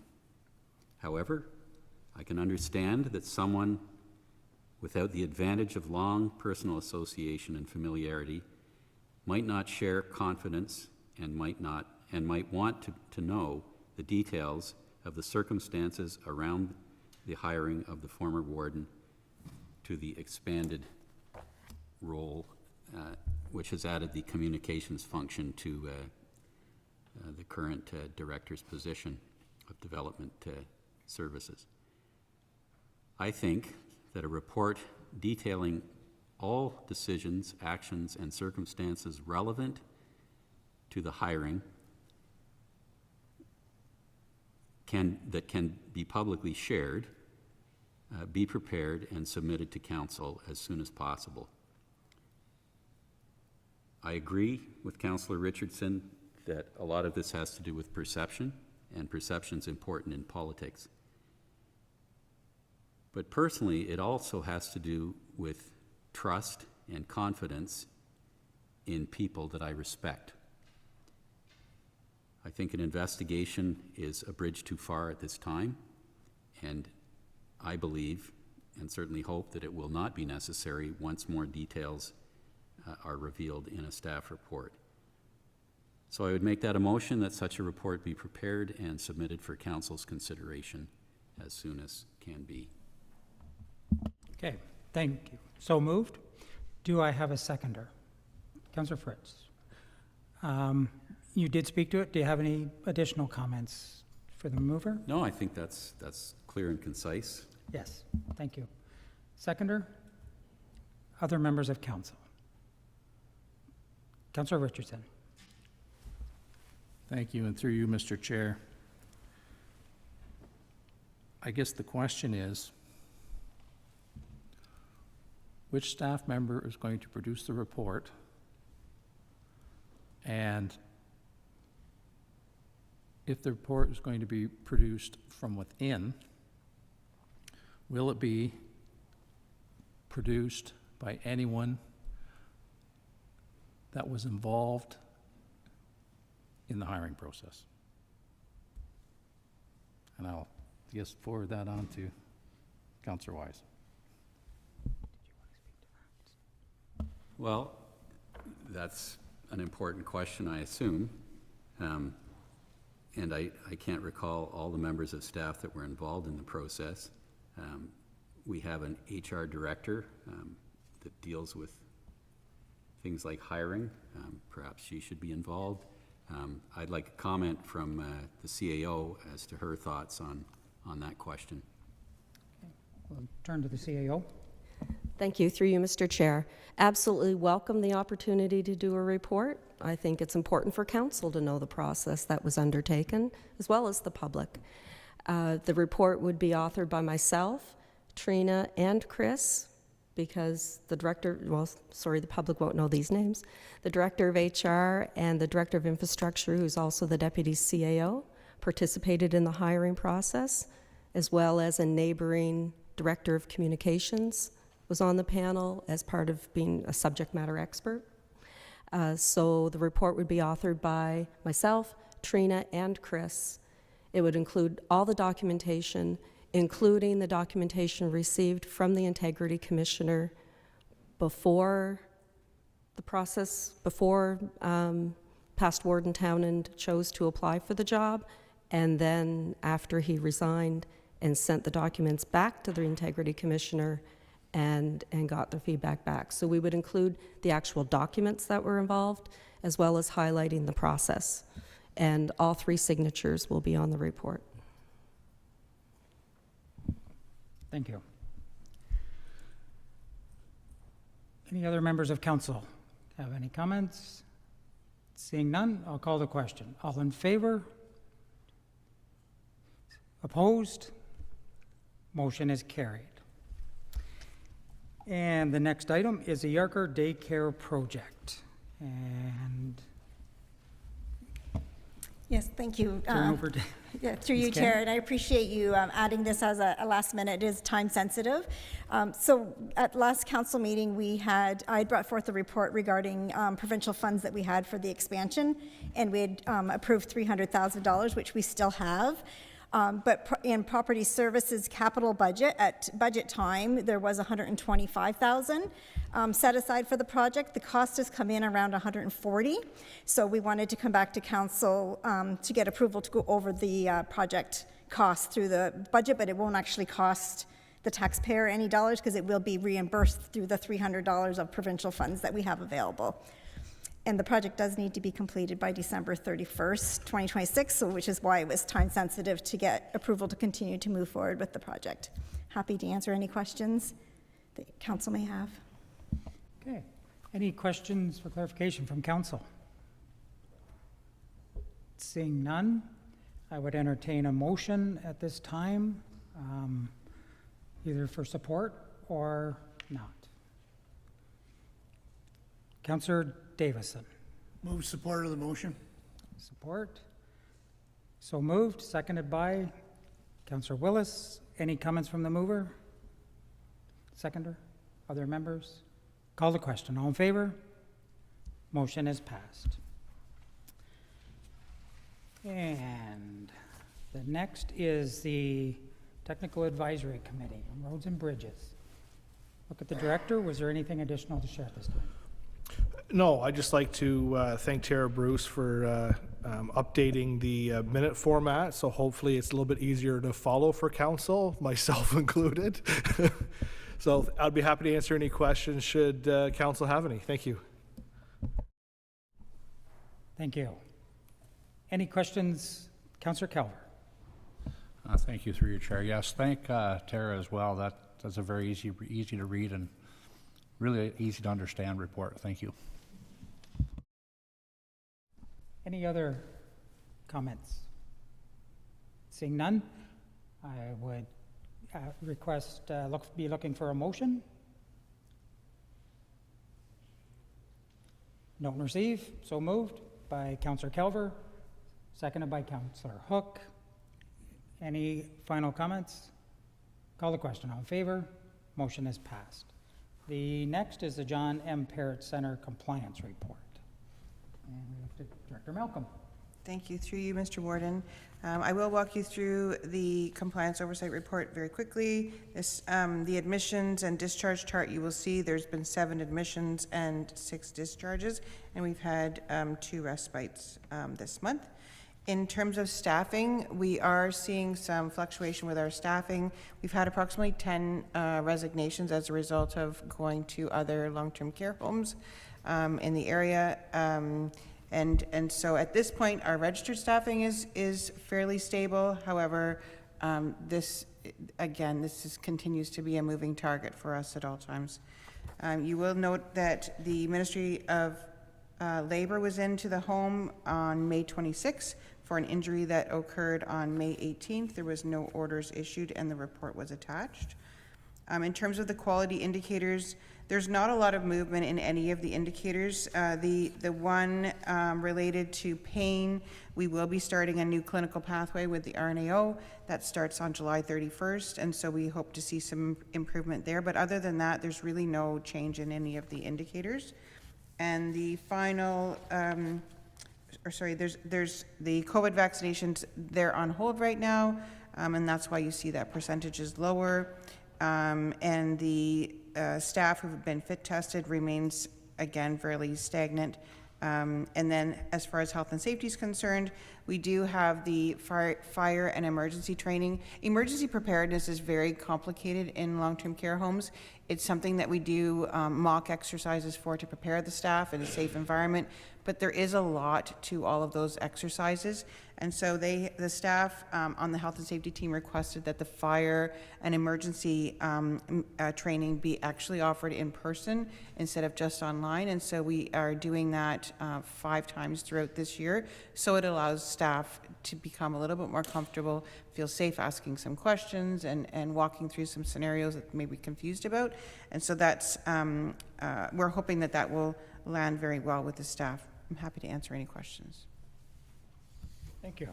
Any questions for the director? If not, I would entertain a motion to note and receive. Councillor Weiss, so moved. Councillor Kelver, seconded. Any comments? Call the question. All in favor? Motion is passed. And next up, activity, where are we here? Administrative services activities. I'll get it straight. Thank you. Through you, Mr. Chair. You'll see in my report that I had the very high privilege and honor this past month in May to attend the CAMA conference as president of the Canadian Association of Municipal Administrators. I want to thank this council, and I want to thank the council from 2018 to 2022, because I've been on the board for 8 years, and I've been lucky to have the support of council to be able to serve on CAMA. Our whole mission in CAMA is to support CAOs and senior municipal staff so that they can do the excellent work that they do. We create toolkits. We've created 18 toolkits. I'm proud to say my fingerprints are on all 18 of those toolkits. And this past year did a lot of work on the issue of incivility. So that brings me to the second thing that was in my report. I was extremely honored to be asked to speak at the Federation of Canadian Municipalities conference on the topic of incivility, bullying, and harassment, because it is pervasive in the municipal field. And to speak on a panel with the legendary George Cuff, and I say that he's like the godfather of municipal governance consultancy. I was starstruck to be able to do that. I just wanted to thank past Warden Townend and Councillor Calver for attending that event and attending that session. It truly was an honor. I'm a few years from retirement, and I consider both of those things 5 days apart to be highlights of my career that I will take into retirement with joy, and I thank council and the past council for their support to allow me to do that. Thank you. I'm happy to answer any questions council might have. Thank you. Councillor Calver. Thank you, through your chair. I still keep looking. I didn't get the answer to from George for your question you asked him. I'm still waiting. Have you received an answer on that question? I did not receive an answer for that question. I think I stumped him on that one. You stumped the godfather. And that's saying something. That's saying something for George Cuff. He's held in such high regard. Very interesting man to listen to, and you did a very good job yourself. Thank you. Thank you. Any other questions or comments from council? Councillor Weiss. Yeah, congratulations on that, Brenda. That's indeed an honor. So much so that it looks like they provided your own band. Any other questions or comments? I would just like to congratulate Brenda on her year as president of the Canadian Association of Municipal Administrators and on receiving her 25-year service award at their annual conference. Brenda's participation as president not only brings fresh perspectives to her work here, but also raises the profile of Lennox and Addington County across the country. For that, we are very grateful, and I want to say thank you. Thanks. And the next item up, financial services. To you, Deputy Warden, I have nothing further to add to the report, but I'm happy to answer any questions that council may have. Any questions from council on the financial? Councillor Weiss. Yes, thank you, Deputy Warden. Mr. Day, just refresh my memory. What are the stipulations of the Buy Ontario Directive from your standpoint? Through you, the Deputy Warden, we are reviewing it. Right now, it's enacted. The tenders took place for March. We had our major road tenders out. Did not apply to emergency vehicles. We are in the process, staff, of preparing a report for council in July that will highlight the Buy Ontario Act. We're taking this opportunity to review our whole purchasing function amongst the county, and I've met with all the departments as to what they're looking and how this Buy Ontario Act will affect the county's actions moving forward. Okay, I'll look forward to that. And if you could, in that report, you may be intending to address how that may affect certain international trade agreements that I believe are supposed to override sort of preferential purchasing and so on and so forth. Thank you. Thank you. Any other questions or comments? Seeing none. Next up, social services activities. Yeah, thank you, through you, Chair. I just wanted to highlight and acknowledge Helen Waite, who is retiring after 33 years of service with the county. So we just want to thank her for her dedication and commitment to social services and the county of Lennox and Addington. And that's, if you have any further questions, I'd be happy to answer. Thank you. Any questions or comments? Seeing none? Oh, Councillor Wise. Yes, thank you. How will staff go through the selection process for the engagements on compliance? Will that be sort of a random pick out of the hat, Pam, or you're going to be targeting specific operations that you have concerns about?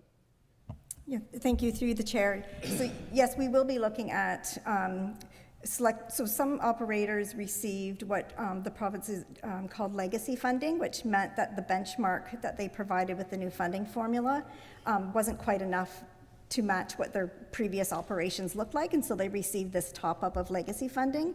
So we'll be looking at individuals who have received this funding and try to help to see if there's a way to mitigate, because the intent of that funding is to eventually reduce it and help get them in line with the benchmark. So we'll be looking at individuals who kind of fall in that range and try to see if we can find some efficiency through the audit. Thank you. Thank you. Any other questions or comments? Seeing none, Community and Development Services Activity, and the Director is unable to be here this evening, so we will turn to the CAO. Through you, Mr. Chair.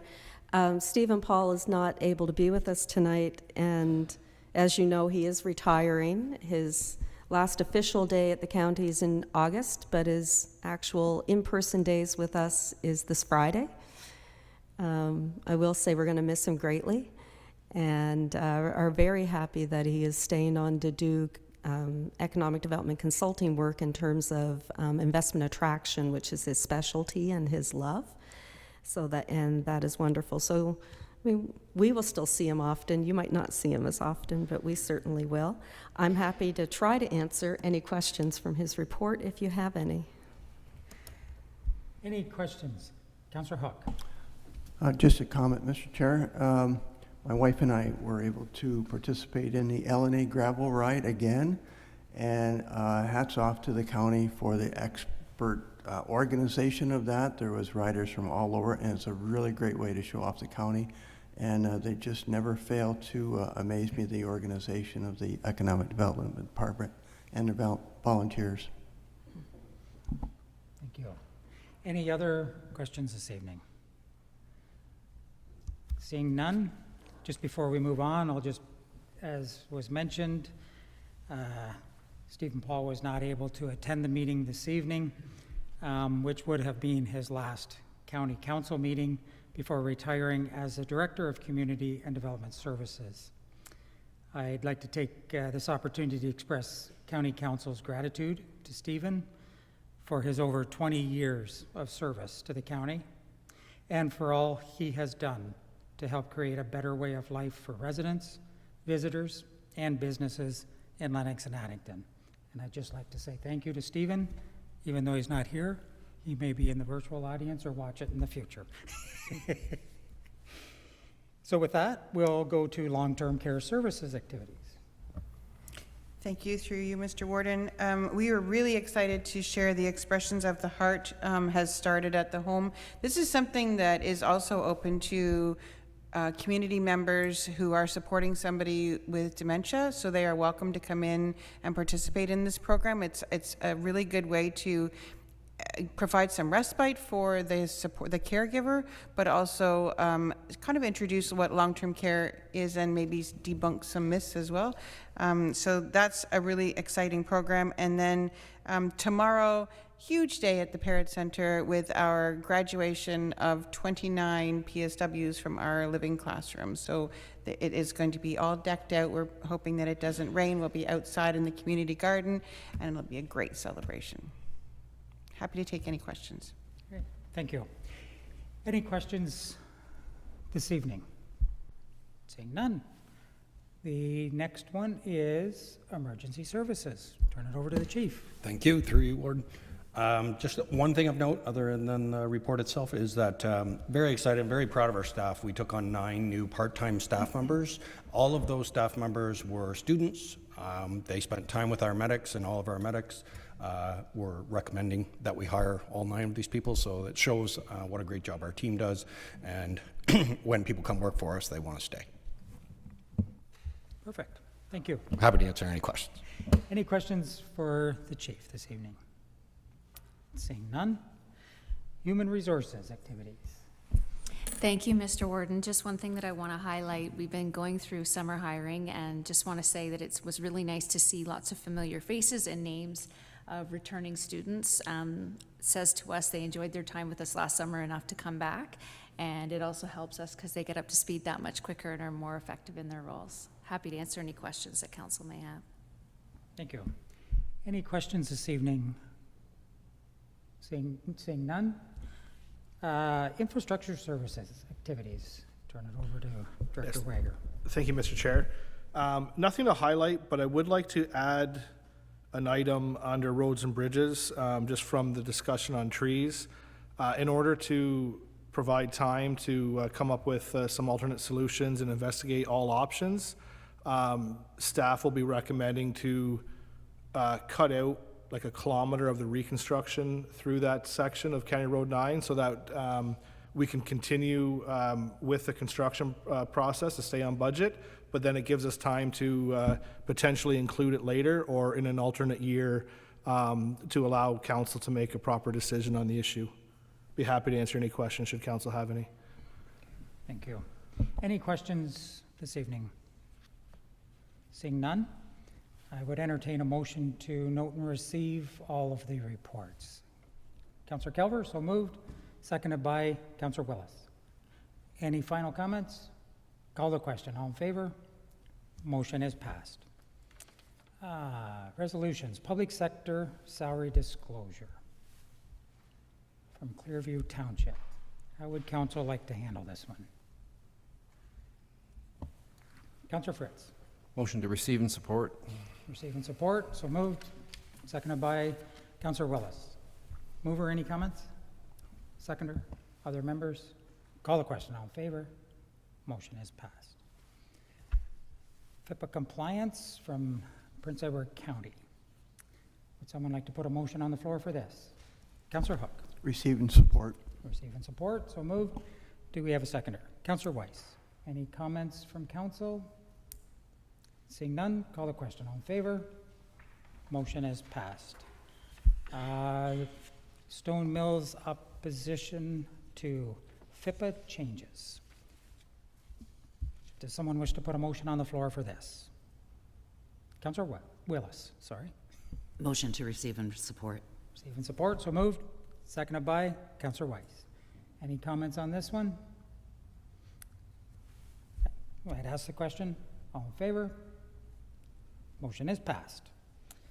And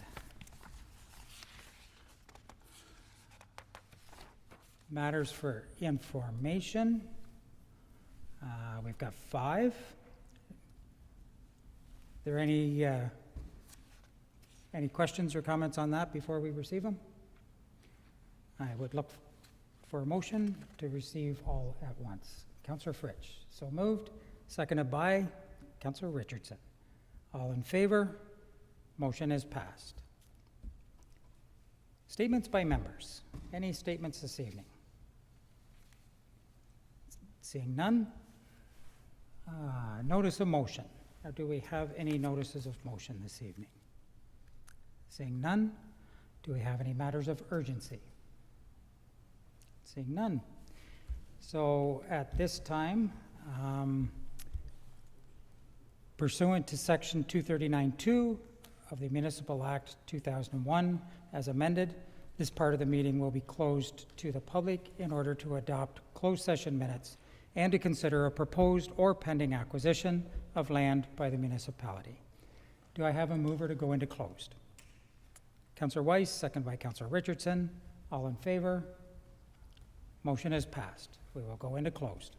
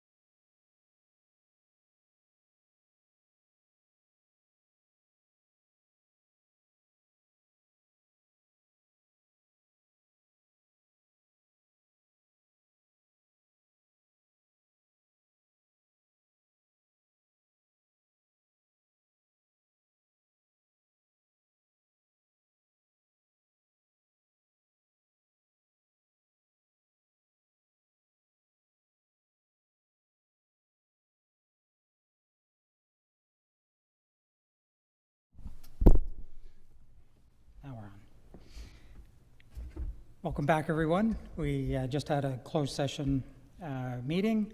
The Rise and Report is in closed session. County Council approved minutes from the May 13th, 2026 closed session meeting and received reports on potential property purchases. And the motion that is coming out of closed is that staff proceed as directed in closed session.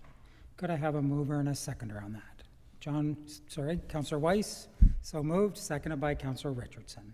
All in favor? Motion is passed. Okay, and that ends my portion up here, and I will turn it over to the clerk for the next proceedings.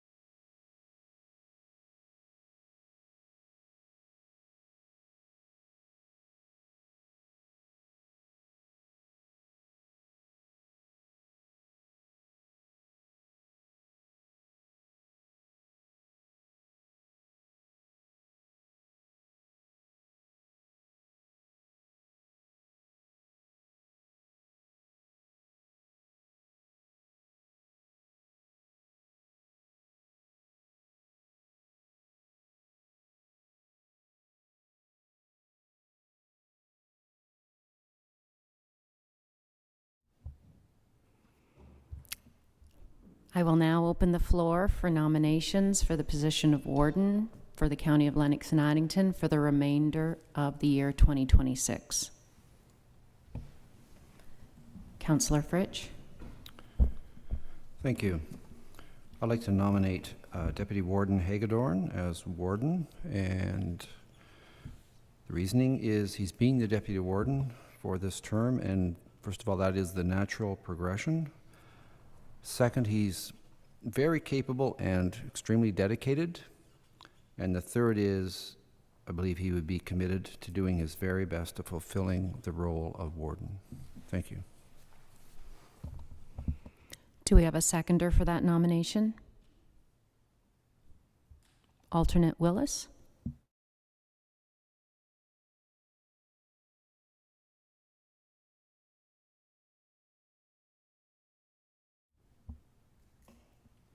Second call for nominations for the position of warden in the County of Lennox and Addington for the remainder of 2026. Councillor Calver. I nominate Councillor Richardson. Again, he's got the knowledge to be able to continue this forward. Being right here, he's available basically 24/7 for anything that may pop up, and I think he would be a good selection. Thank you. Do we have a seconder for that nomination?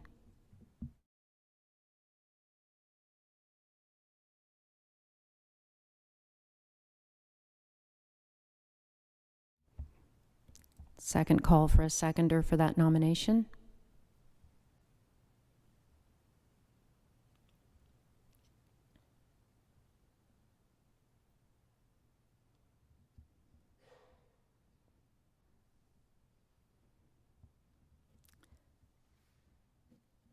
Okay, that nomination is not on the floor at this time. I'll have a third and final call for nominations for the position of warden for the remainder of the year 2026.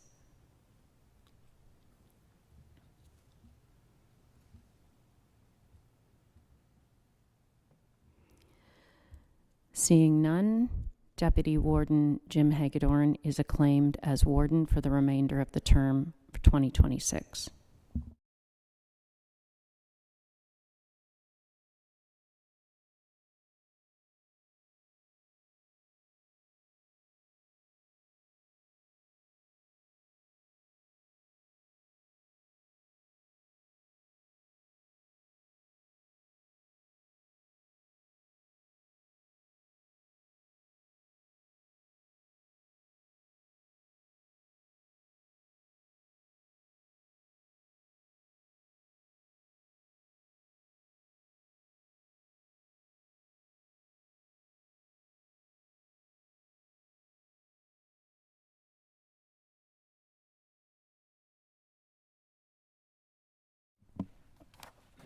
Thank you.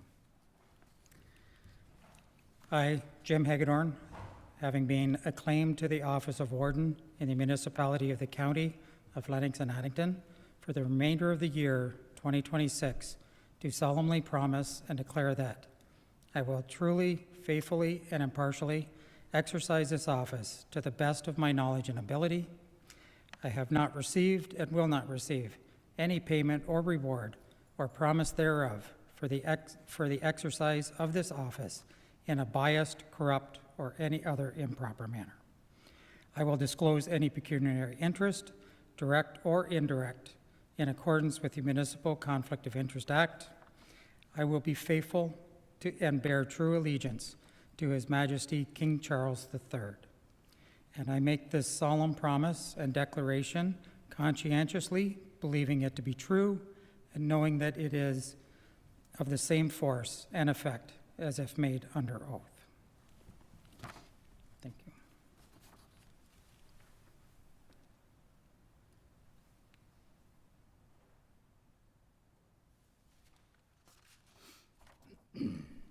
Thank you.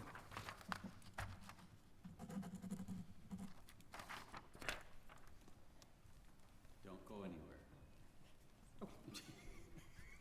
As, I guess, the only sitting past warden, I present you with this chain of office. Congratulations. Thank you. Appreciate it.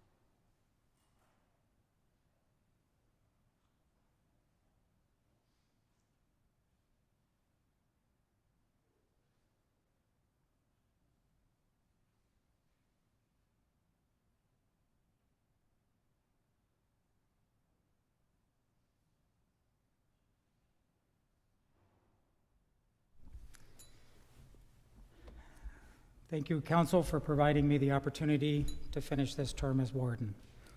I will speak briefly. It's somewhat directly related to how long I will actually hold this position.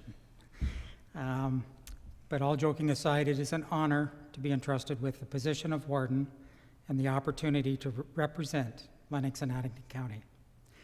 This is a new experience I've been granted, and I take it very seriously. I will be available to all council members to discuss what is on their mind and truly listen in hopes of finding solutions. This county is blessed with amazing staff. They are experts in their field, work hard, and support council in making wise decisions. I will respect staff, work with them, listen to them, and empower them to excel. We all know there have been unique changes or challenges this term, some which we would have never envisioned 4 years ago. But the challenges, we have accomplished much over the last 3.5 years.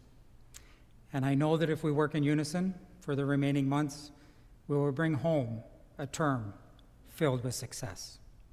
So thank you again, and I look forward to the remainder of this term.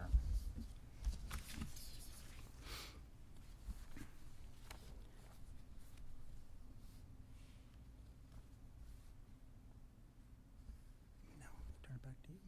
So I'll just turn it back to the clerk for the deputy warden.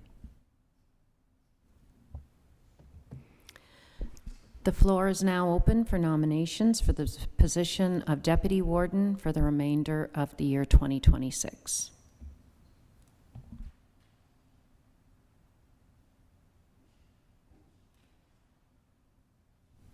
Councillor Calver?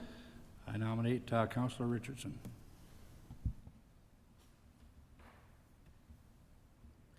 Do we have a seconder for that nomination?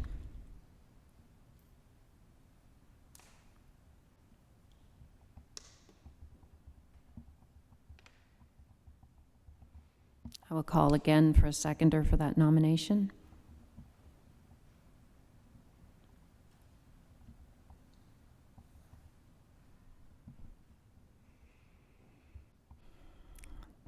That nomination is not on the floor. Second call for nominations for the position of Deputy Warden for the remainder of 2026.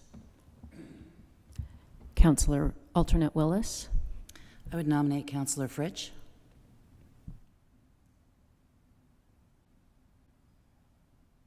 Do we have a seconder for that nomination? Councillor Hook.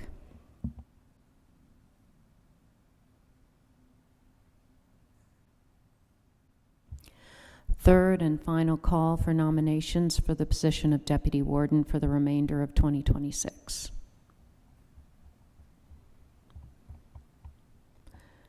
Councillor Richardson. I'll nominate Councillor Calver.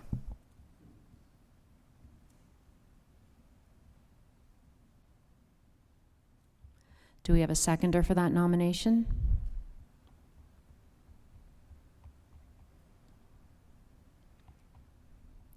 Second call for a seconder for that nomination.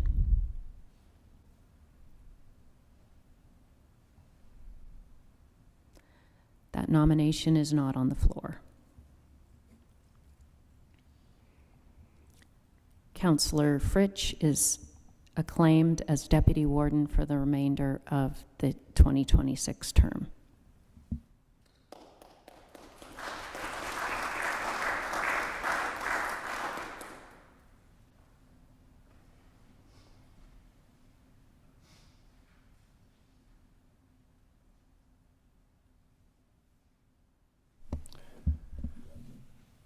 Well, I have to be honest, I'm caught a little off guard by this. No other words, as I wasn't expecting it, and certainly wasn't prepared to say much. Anyway, I appreciate very much the confidence that fellow members of council have in me for the Deputy Warden. I know it's a very short duration as Deputy Warden, which is probably good in this case. And I will do my best when it's called upon me to fulfill that role. So thank you very much.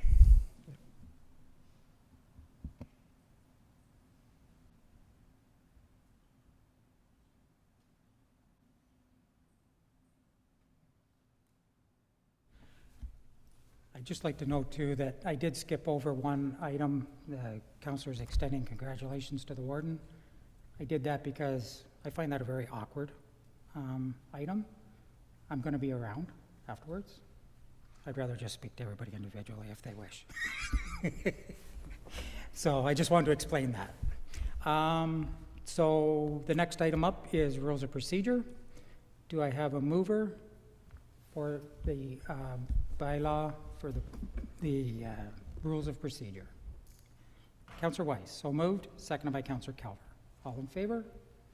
Motion is carried. And confirmation of proceedings. Do I have a mover? Councillor Hook, seconded by Councillor Richardson. All in favor? Motion is passed. And a motion to adjourn. Alternate Councillor Willis and, sorry, I missed the other hands. Do I have a seconder? Councillor Weiss? Yes, anyone would have worked, right? Call the question. All in favor? Motion is passed. Thank you. We are